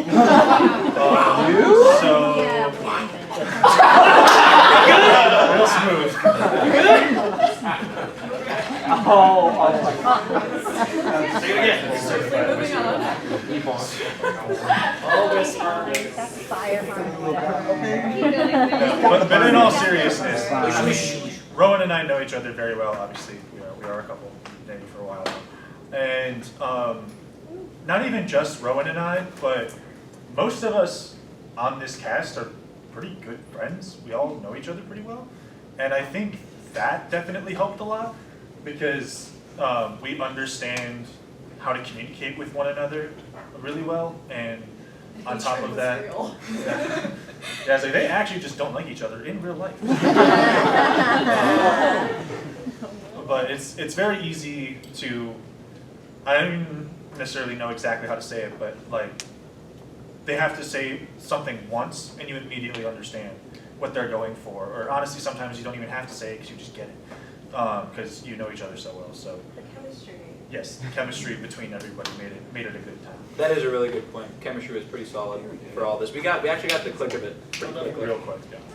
Derri, Estefany, or Elliot, do you have anything to add? I just like came in way too hard the first time. My voice sounded like a movie trailer. I was like, whoa. Hey, you the groundwork. You're fine. He said it laid the groundwork for like what it became. But Rowan told me like he's back on the suspense and more on the like groveliness of it. Other than that though, I was a little confused because you said you wrote it for me and I'm like thinking to myself, I'm not dead. So like, it was a little tough, but yeah, you know, it was cool. So, That feeling when you're not the group. Absolutely. Am I confident? Why? Were there any other questions? Yes, Elliot. I don't have a question, but more of a comment. But I loved how it was like apocalypse, but like it wasn't focused on stopping the apocalypse. It was more like we're hanging around on the bonfire and we're telling stories, and like sometimes people come along and try to stop the apocalypse, but it's like it's not about that. There's no fighting here. This is just about The apocalypse is happening. There's no question about it. It's fine. Go ahead, Blake. In a funny way, that's kind of like all the Dark Souls games.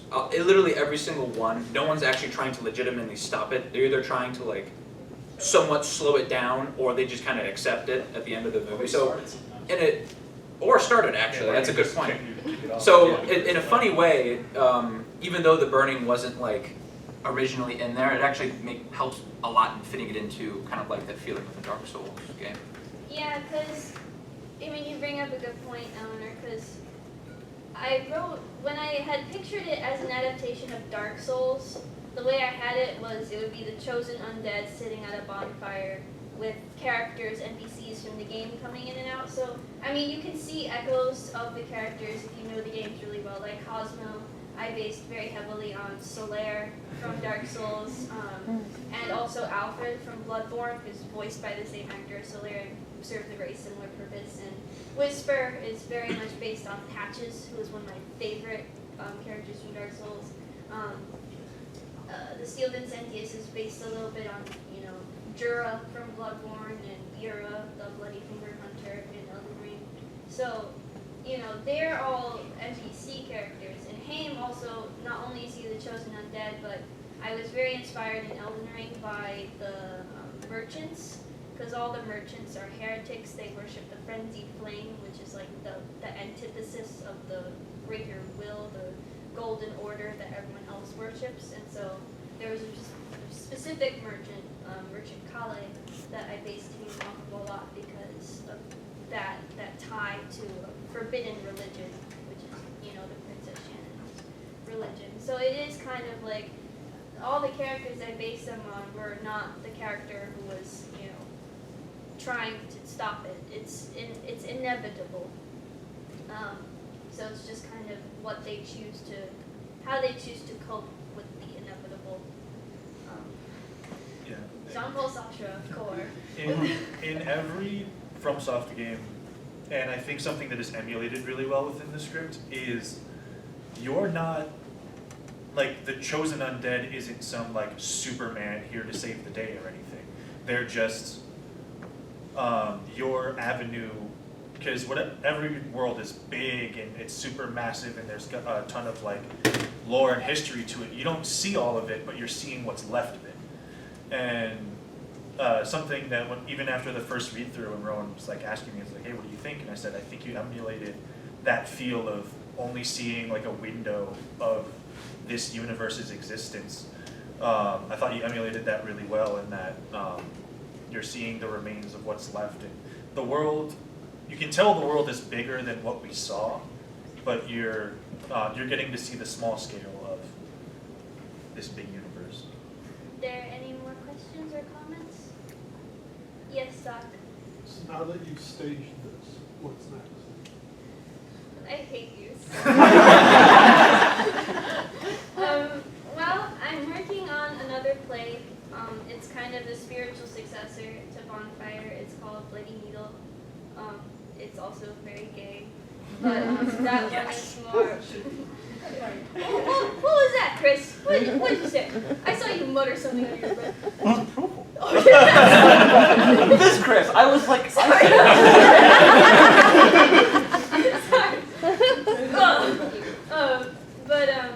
Because Bonfire for me was kind of just about a story about how love can save all of us. Bloody Needle is about how love can absolutely ruin your life. Yay! The worst. Oh yeah. Just it's over for us. But I do would like, regarding all of your responses to it, I am going to hopefully send it off and see if I can get it published, because that's one of my dreams.